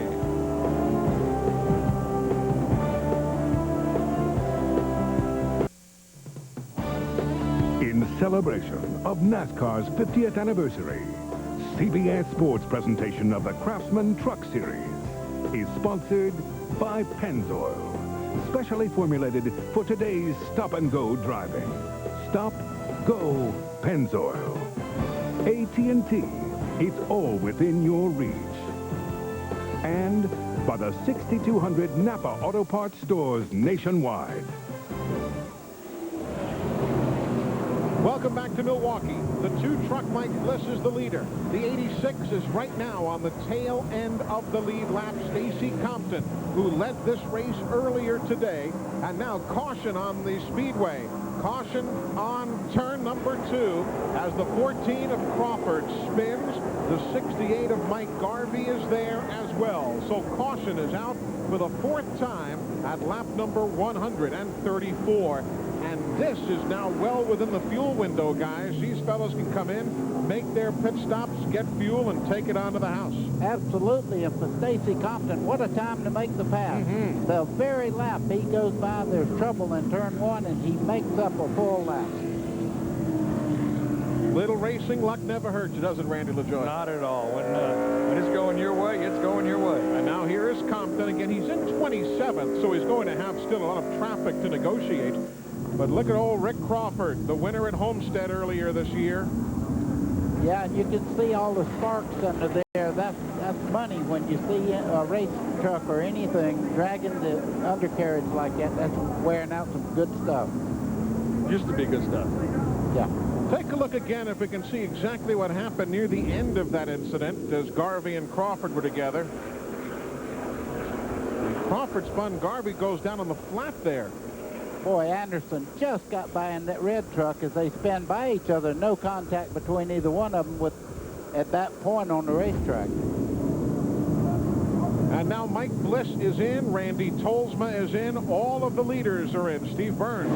And to make a chassis adjustment on the 2 truck, it's just enough gas to go the rest of the way for Mike Bliss. Glenn Jarrett is down in Ron Hornaday's pit. Hornaday comes in, Eli. They're also making a chassis adjustment. They're taking some bite out of it. He's down in the way. Woo, y'all wait till Jay Stoddard comes out. Jack Sprague also in. A chassis adjustment on his truck as well. His truck was tight in the middle, and he's down in the way. He lost a lot of positions there, but the truck had gotten to the point he just couldn't turn it off the corner. And the Roland Wolotica-led crew now working on the Rick Crawford entry. Rick from Mobile, Alabama, though the team is based in Georgia. And we are under caution. Lap 135 of 200. Back with more on CBS in a moment.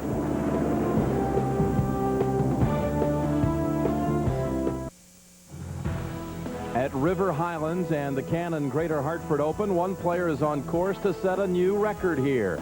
Donnie Hammond is 9 under for the day. This an eagle chip at 15 for a 2 at the par 4 hole. If he pars in, he shoots 61. He leads by 2. Third round action coming up shortly. Welcome back. Some of the best race fans you're going to find anywhere. The folks up here in the state of Wisconsin, they love their racing, and they've turned out to see the NASCAR Craftsman Truck Series today.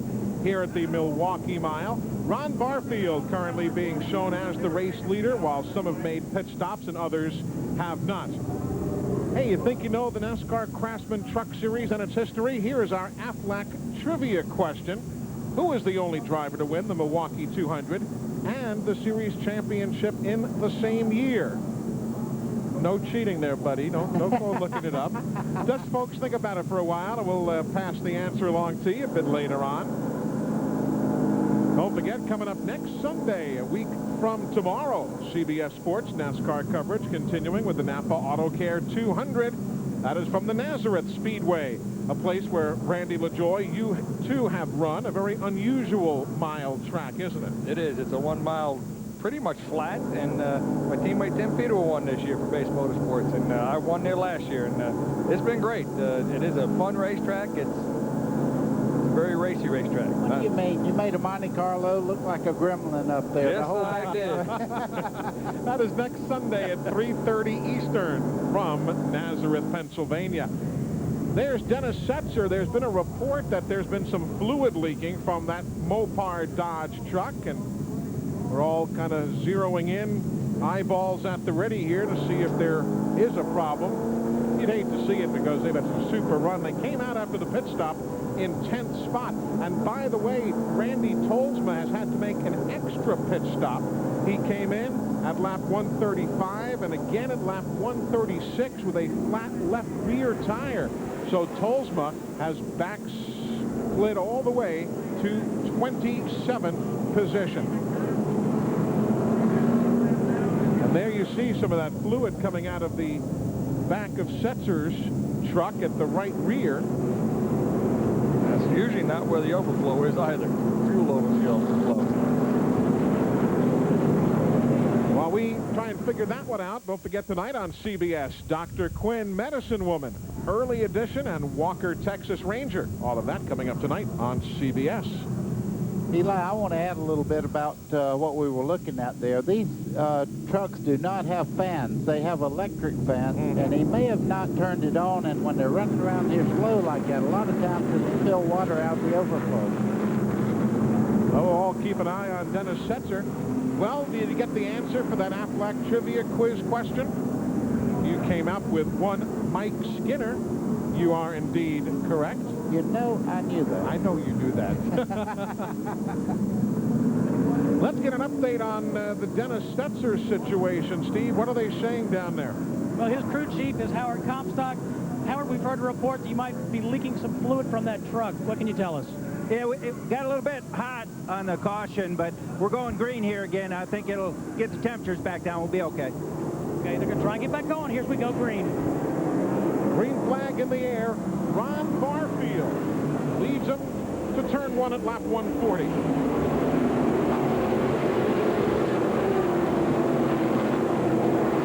Now, Barfield did not pit. Jimmy Hensley did not pit. And also the 10 truck of Lonnie Rush did not pit. So if you're curious as to how those three got to the front, they stayed out while everybody else pitted. While you were doing that, Mike Bliss moved into third there in the blue truck. You can see great run off the corners. Zigzags just a little bit deep in the throttle down into turn one. We've got Barfield and Hensley just ahead. Barfield has run here on the Slim Jim All-Pro Series.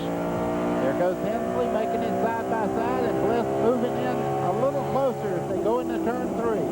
Well, give Hensley the lead. Barfield covers the spot, and the man we're riding with, Mike Bliss, is in third. Lonnie Rush is in fourth. Jimmy Hensley, he probably helped lay the pavement first time ever in this place. Jimmy's been around. Good fellow. First race he has led all of this season. That's My right. first race Jimmy Hensley's led here in 1998. Mike Bliss like a land rocket in second place there now. The blue truck really gaining on the leader there, Jimmy Hensley. Fresh tires, I imagine he is running very, very well at the moment. Jimmy Hensley from Horse Pasture, Virginia, which is a suburb of Ridgeway, Virginia, which is a suburb of Martinsville, Virginia. They have suburbs up there? They do now. We just elected them suburbs. And Jimmy hanging on. I think the king might be smiling now. Yeah, but again, they've got to make a pit stop. Let me explain about those tires. When they run into caution like that, they really cool right back down. And on fresh tires like this, the better trucks that have a lot of horsepower really fly down the straightaway. They get good run off the corner also. Here on July 4th, Jimmy Hensley, a Vietnam veteran. If you weren't with us earlier in the telecast, we showed you that Jimmy and a number of the other drivers went to the VA hospital here in Milwaukee on Thursday, the Zablocki Medical Center, and gave an American flag to the patients and spent some time with all the residents of the hospital. What a traffic jam just then. 2 or 3 trucks had to back up, and it just made about a 4 wide off turn 2, and now they're getting sorted out again as they go into turn 3. But Sprague, Miller, Cook, Zed to the outside of Harvick. We're riding with Brian Refner. This is back in 18th spot. Dennis Sutzer right there in front there, the 29 truck. You can see right now he's trying to make his way through this traffic, looking inside and outside. And notice, too, the fluid that was leaking earlier, as Howard Comstock guessed, has now stopped. Terry Cook was not so lucky. He just lost the motor down the back straightaway. I see him posting on the inside of the racetrack. So a tough break for Terry Cook and the PBA Tour sponsored truck. There he is. No caution. He got out of everybody's way. But it looks like a gutter ball kind of a day for Terry Cook. Oh, hey, I couldn't help it, guys. There's Jimmy Hensley, the leader. Mike Bliss is right behind him. Just a truck length and a half apart. Then Lonnie Rush in the 10, Biffle in the 50, and Sauter in the 3. But again, 43 and 10 have not yet made their pit stops. Then you've got Hornaday in the 16 truck. He is 6th, and that's 1 8/10 seconds behind the leader. There's Ron Barfield in 7th, but he too has to make a pit stop yet. Rick Corelli in the 6th truck. He's 9th, and Andy Houston is now there as well. All of these trucks in the top 10. There's Joe Ruttman rounding out the top 10. Joe has left Sprague in the dust, so Joe is very coming on. Joe's also 5 seconds behind the race leader. Further, I noticed, excuse me, Eli, the 60 truck there of Andy Houston's off the pace also. He just moved over and let Ruttman just go right on by. So Ruttman is 9th and Houston is now in 10th. Behind them, the white truck, that is Mike Wallace.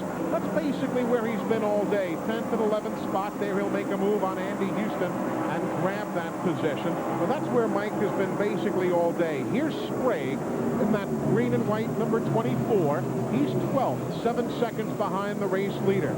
Then you've got Butch Miller inside of that lap truck. Miller in the blue and white number 18 gets around Wayne Anderson. Anderson is still a lap down. Miller is running 13th. 75, Kevin Harvick. He's running 14th. And the 44, Boris Said, is right there as well in 15th. Up front, you know, I think the smart thing here is that Bliss is not forcing the issue. He knows Hensley has to stop. Exactly right, Eli. All he has to do, if the pace is good enough, is just sit there in the catbird seat and wait for everything to come to him. Nobody's really coming up behind him. Get a good pace going, get a good rhythm going. Try to save the tires. You've still got 50 laps to go. And, you know, they said earlier that the truck was a little different. That's Randy McDonald now in to make a pit stop. He'll be going to work, as you see, on the right side of the truck. McDonald in 29th, a couple of laps down. Remember last year, if you were with us, Mike Bliss ran out of fuel here. In 1996, he started first and finished 5th. So he's had a mixed bag of results. Let's look to the inside. You see Hensley just moved over and let him go as he got the angle. But here comes Hensley back on the inside, side by side, as they come off turn 4. And this is for the lead. Bliss has him at the stripe. Mike Bliss, who most recently led from laps 94 through 134, retakes the lead at lap 151.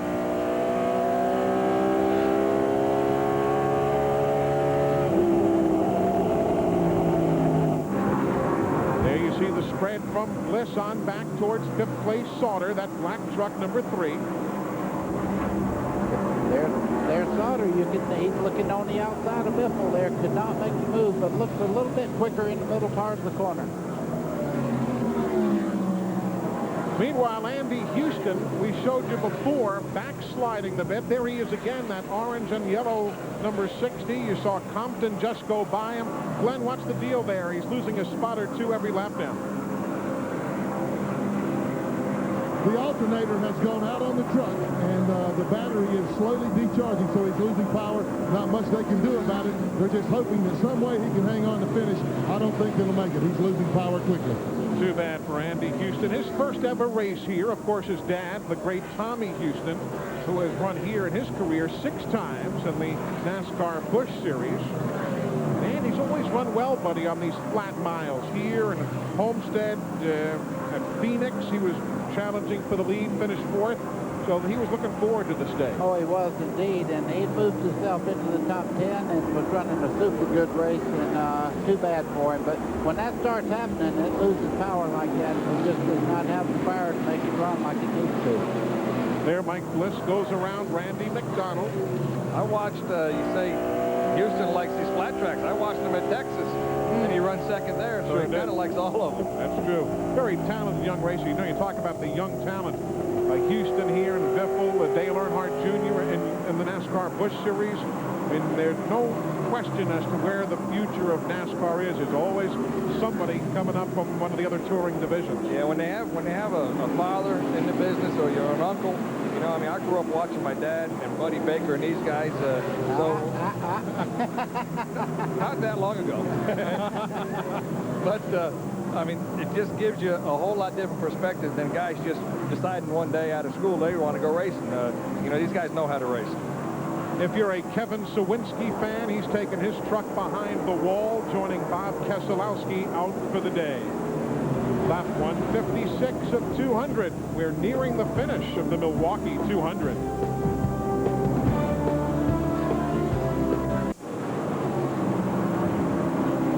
$40 miles, 40 laps remaining here in the Milwaukee 200. Glad you're with us on CBS Sports today.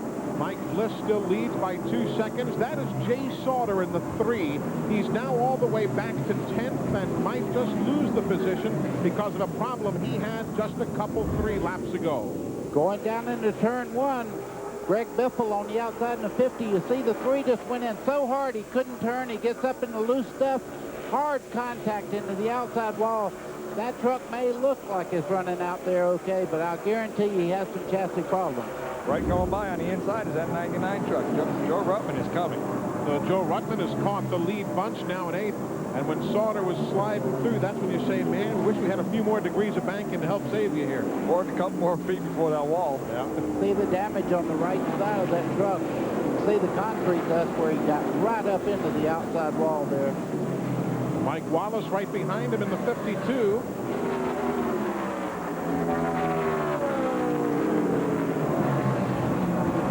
If you're a Terry Cook fan, his day is done. Engine failure, the problem there. So Keselowski, Sawinski, and Cook. Sounds like a law firm, all behind the wall. That's usually not a good sign. Mike Bliss doing everything perfect. As we said earlier in the show, he is out there hurt. But I'll tell you, there's nothing better for a hurt race car driver than leading a race. Absolutely. And a comfortable seat. That's right. He has that seat that is designed by Randy LaJoie's company. As you see Jack Sprague there looking inside and outside against Ruttman. That's for 8th place they're battling for, with Barfield in that yellow 35 and the 6 of Corelli just ahead of them. Corelli got a great jump there. Barfield had to cut off the accelerator there. Lost a little bit of momentum out of the corner. Corelli just went right on by. Here comes Ruttman now, side by side, down into turn 3. Barfield loses 3 spots that quickly.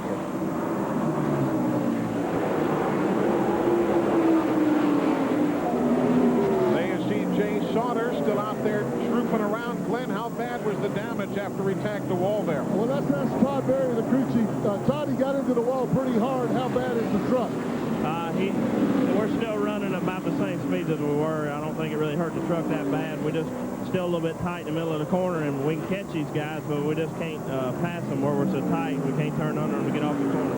Wow, that's pretty amazing because, as you said, buddy, that thing hit a lick and it's still running the same lap speeds. Glenn, one thing we have the advantage of seeing that you guys can't see down there is him coming off the corner. He's steering right to go left. I mean, it's real loose getting out of the corner. I'm sure it messed up the toe end and probably moved the rear end housing around in the back of that truck. It's not as good. He may be handling it, but it's not as good as it was. There's the leader by 2 7/10 seconds, Mike Bliss. He took the top spot at lap 151. We're now at 167. A lot of lead changes today, and statistically, this race, the Milwaukee race for the trucks, has been the most competitive on the circuit each year, averaging 13.5 lead changes since the series first came here 4 seasons ago. I think what promotes that is the lanes here. You can run too wide, as we've seen earlier, and these guys that go in the corner, if you're loose, you go in and you diamond the racetrack. You just let the truck slide up, get the thing turned and pointed, and you're back in the throttle. When he says diamond, that means out in the center, turn back, come off low. Mike Bliss has it hooked up right now. He's racing the racetrack and no one else. When you do that, it's like you're in a zone almost. Everything works for you. You know who else is running still good is the 43 truck with Jimmy Hensley. Yeah. I wonder if when he has to pit. He's going to wait and wait as long as he can. He and Rush in the 10 truck have not made their stops, nor has Barfield in the 35. There is the Virginia gentleman, Jimmy Hensley. And he's still 2 7/10 seconds back in second and still needs to make a stop.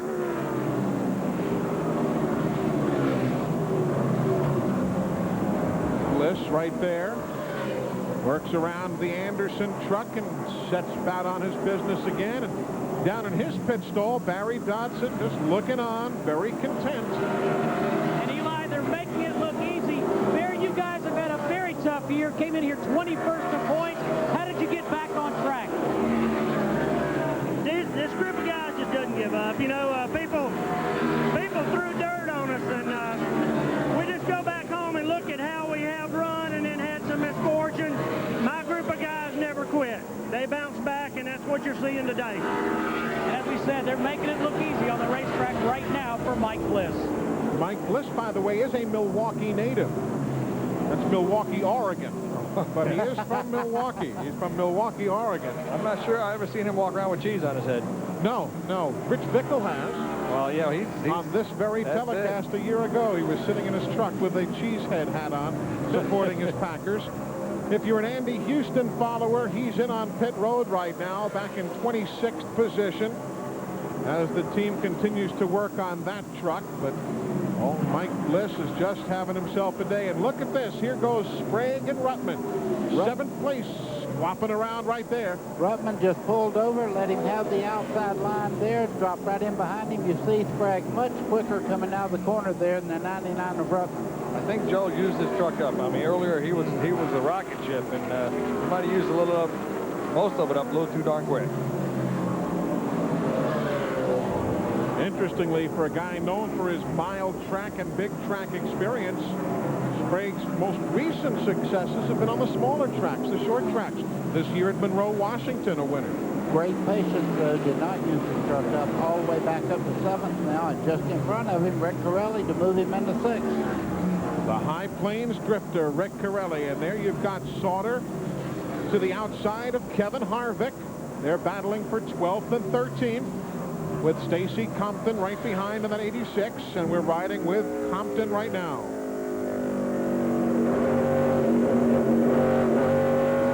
Oh, you can hear the throttle there in Stacy Compton's truck as they start off the corner. Had to feather out of it. Jay Sauter did lose that spot. Now in jeopardy of losing another spot. Just 26 miles to go, Glenn Jarrett. Yeah, Eli, I got a question for you. You said there's 26 miles to go now. Way back a long time ago, right at the race start in this half, the flagman dropped the checkered flag. Yes. And we reported it was the real flag. Yes. Did they give him another one? Because if they didn't, the race can't end. What happened was Carl Simmons, who was the flag man for the NASCAR Busch Series, which runs here tomorrow, went up to the flag stand, unfurled the backup set of hankies, and handed Chris Morgan a brand new checkered flag. So yes, this race can end in 25 miles from now. Mike Bliss still leads by 2.5 seconds on Jimmy Hensley. Back in a moment.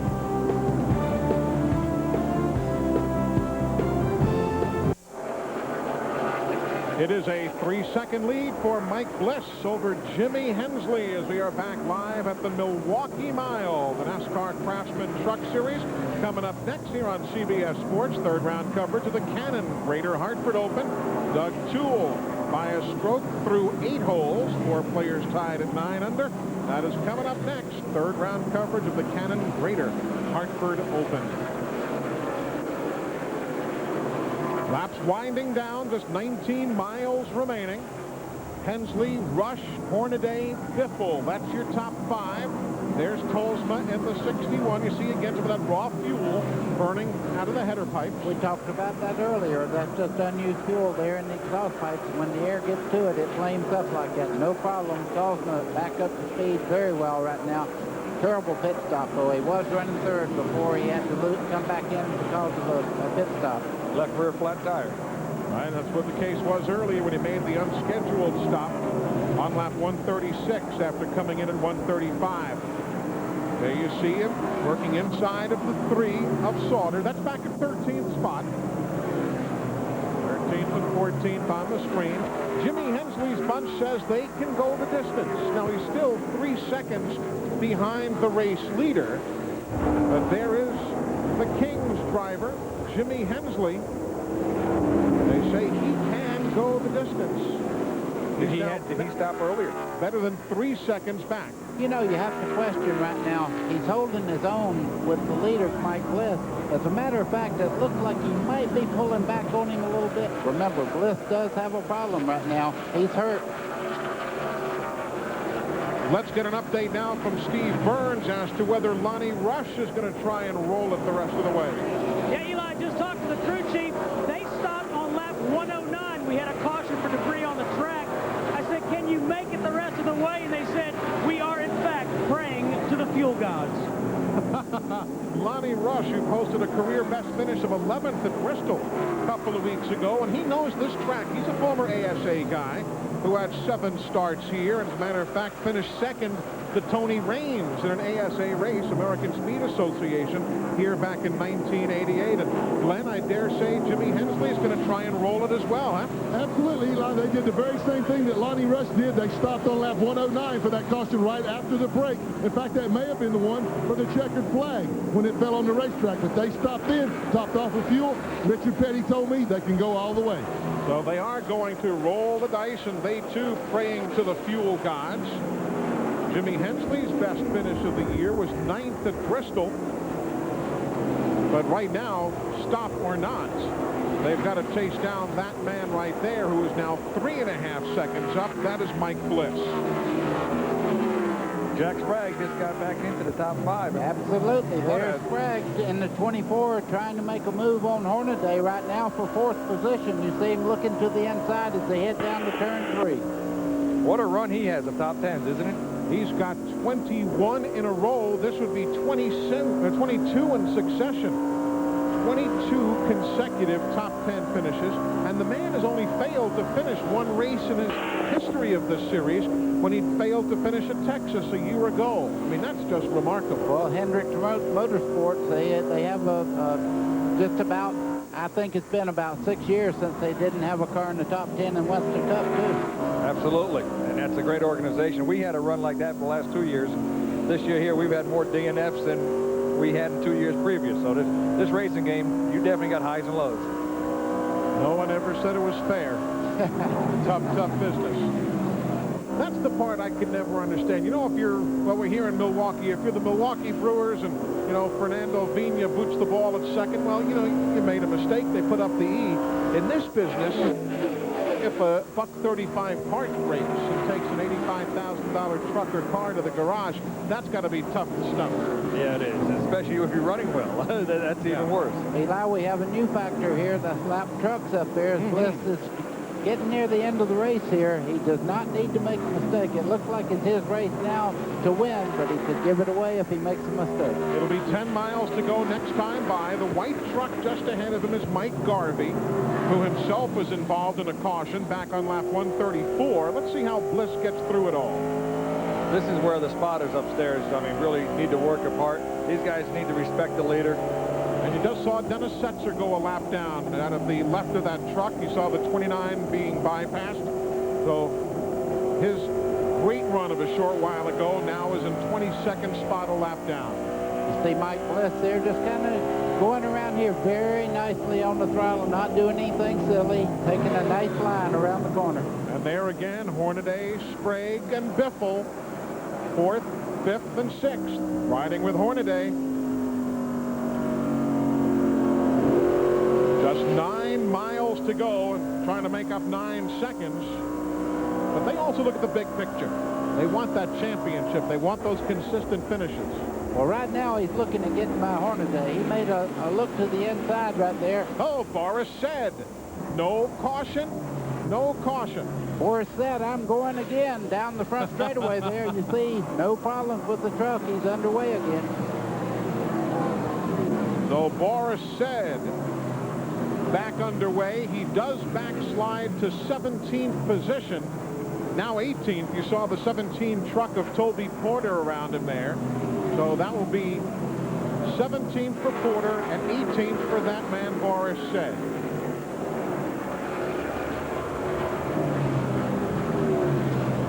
Take a look at it again here. Let's see what triggered Boris's excursion. The 44 there, Jay Sauter right behind him. He's already broke loose a little bit. Sauter did not start that spin. Boris did that on his own. Now let's see what Boris saw. Looking back to Sauter. He's very close right there, but the back starts to sail out right there. I think he did that last week at Watkins Glen also in the Busch race. Started on the front row on the pole. Yes, he did. At least at the first turn. Yeah. It's not a vintage start last weekend for Boris said at the Glen. 7 miles to go. Mike Bliss. Comes up on Wayne Anderson, the 84. Anderson goes to the outside of the racetrack, giving the preferred line and down the back straightaway. Mike Bliss doing everything right at this moment. He has not won this year.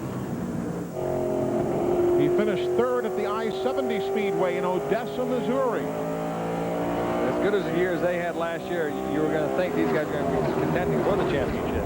5 miles to go, says Chris Morgan.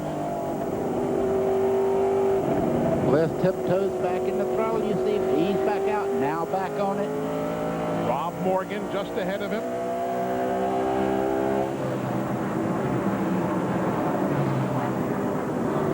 There the crew waits down in the Mike Bliss pit area. Robert Yates power underneath the hood of that truck. And plenty of it, as you can well see. He pulled away today several times. Mike Bliss, what a great drive. We know he's under a lot of pain. Got hurt in Texas, but he drove an almost flawless race today.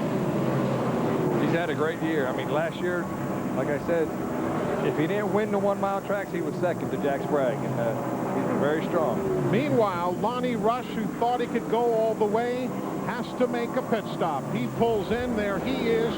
They tried to roll the dice from lap 109. Couldn't do it. He's in for a splash of 76 fuel. You could see him pushing him to it. Did not re-crank. The crews behind it have still not cranked. They're pushing him down the road. This is money he's losing now. You know, Jimmy Hensley's crew right now looking at this and saying, oh boy. They couldn't make it. Can we, is what they're thinking. There is Jimmy.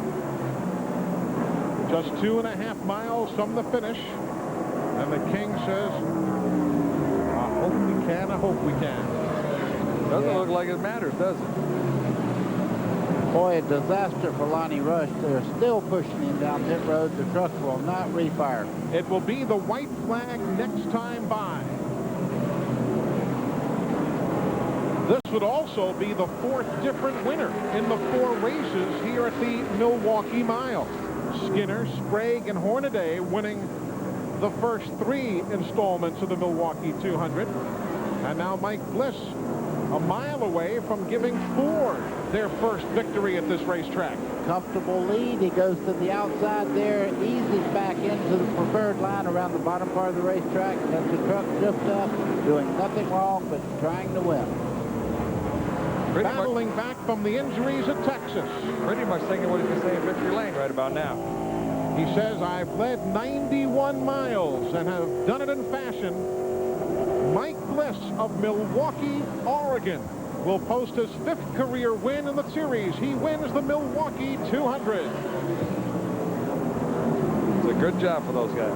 Jimmy Hensley does finish 2nd.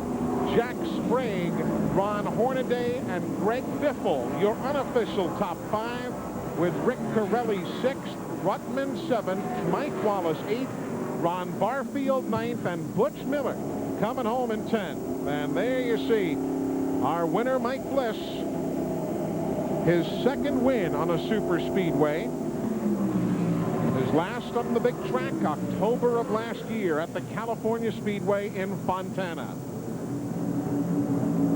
When we come back, we'll head to Victory Lane. Mike Bliss, a winner on CBS.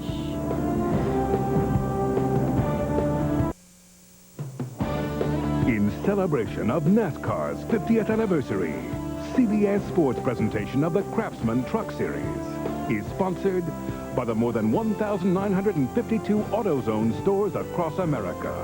AutoZone, the best parts in auto parts. Head and Shoulders, because great hair can't have flakes. And by Ford, the official car is built Ford top.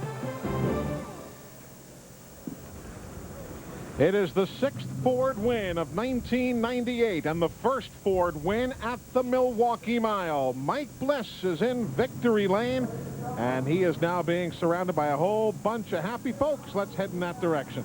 And he climbs out of that truck, and man, they're getting ready to douse him big time. Whoa. Oh, he's dousing everybody else first. He's going to do the victory dance. That's customary for Mike Bliss. We're not sure what that step is, but it's a blissful dance. We know that. All right, come on down here, Mike. Congratulations, man. It's been way, way too long. Oh, man, I tell you, I almost want to cry. I feel so good right now. It's been so bad right now. Just feels so good, Glenn, being hurt and coming back and winning it. You know, this team's always been there. Robert Yates gave us great motors, the SE team. We just needed a break, and you know what? We got it today. Well, let me ask you something now. You've had a long time between trips to victory lane. Have you been able to name that dance in that time? No, it just happens. You know, I just feel so good right now for the guys and me, and my wife's taking a lot of BS from me, and you know how wives are. They take all the bad stuff. It just feels really good. The second half almost flawless. What did you do to change it at halftime? It was real tight at first of the race. We just took a little air pressure and a little bit of track bar, and that ASE Ford was going right to the front. And go to the front it did, and stay there. Go celebrate, man. You earned it. Mike Bliss, driver, his first win of the year, the 5th of his career in the NASCAR Craftsman Truck Series. And Randy LaJoie, maybe that's your spot tomorrow afternoon. I sure do hope so. And Base Motorsports, Phoenix Chevrolet, we're going to try our darndest to get in victory lane right there. You've got final practice coming up, so we'll let you get across the track. But thanks for being part of the crew here today. Hey, thanks for having me. I had a great time. Take care, man. Randy LaJoie going racing tomorrow for 250 miles for the NASCAR Busch Series here at Milwaukee. Second place today, Jimmy Hensley. The Virginia gentleman made that fuel last the distance. Steve Burns is with him. Boy, and you would have thought Jimmy Hensley won the race. You had that truck doing donuts on pit road. How in the world did you make it on gas, Jimmy? Well, we thought, you know, we had enough laps there when I had the first caution. We'd already run on 10, 11 laps, and we thought we could run about 90 laps or maybe 91, and we just took a gamble on really getting it full and getting track position, you know, when nobody else hardly pitted. So when I got up front, you know, the truck was good enough that we were able to stay up there, and like I say, it's our first top 5 for Cummins and Dodge, and it was a great day for us. good boost for the team, too. Everybody's happy down here. Oh, yeah, it was a great day, you know. We certainly struggled this year, and like I say, we've run pretty good the last 4 or 5 races, just hadn't really finished good because we've had mechanical problems. Had driver error at Texas, you know, kind of let one get away from me there and crashed. But, you know, we've been running better here lately, so hopefully we can keep this pattern going and get us some good solid top 5s and top 10s, and maybe we can kind of inch back up in the points a little bit. Okay, great run. Let's go upstairs to Eli Gold. Steve, thanks so much. There's Jimmy Hensley, who finished 2nd, Jack Sprague finishing in 3rd, Ron Hornaday 4th, and Greg Biffle was 5th. Back now to Glenn Jarrett. I believe he's caught up with Jack Sprague. Yeah, and I tell you what a great run from the back of the pack. This guy's pretty happy himself. You did a great job there in the second half, Jack. Well, I'm not real happy. I'm real sick for the guys. You know, they worked their tails off all weekend. We weren't that good, and the Hendrick Chevrolet was pretty awesome in the race, just a little bit loose, and I messed up. I mean, I flat screwed up and cost us this race and got myself past pace car and got myself penalized a lap and had to work back for it. We still were running the fastest times, but just, you know, I couldn't make it up with the amount of time I had without a caution. And, you know, I'd like to congratulate Mike Bliss, man. What a rough year he's had. He's a good friend of mine. If I couldn't win it, I'm glad to see him win it. It was a good points race for us, but I still messed up, and it's going to bother me. Well, I tell you what, nobody takes defeat harder than this guy, but has to be a moral victory overall to come from as far back as he did. Now let's go back to Steve Burns. And Greg Biffle just get out of the truck. You know, we've had some... Let's listen to what he's saying. Some bad luck the last few races. You know, we were leading Watkins Glen and lost the transmission. We're leading Texas and got into a scuffle and wrecked the truck there. And yeah, we've been there. We just had some bad luck, and you know, haven't used my head enough probably. But today we did, you know, I think we did a great job. I really paid attention. I gave up a lot of track position a few different times when the scuffle got going. You know, the Granger team is just working so hard, and the truck was awesome today. But, you know, we got up front. I mean, I wanted to be up with the 43, but we and the 3 truck kind of almost got together, and I just backed out of it. I didn't want to go racing in there. And so that cost us a little bit, but I'm so happy to have all the corners on the truck and come home 5th. You know, maybe start moving up in the points and start tackling. And Greg Biffle with a great 5th place finish today. Super run, 3rd time this year. He's been the highest finishing rookie in a NASCAR Craftsman Truck Series event.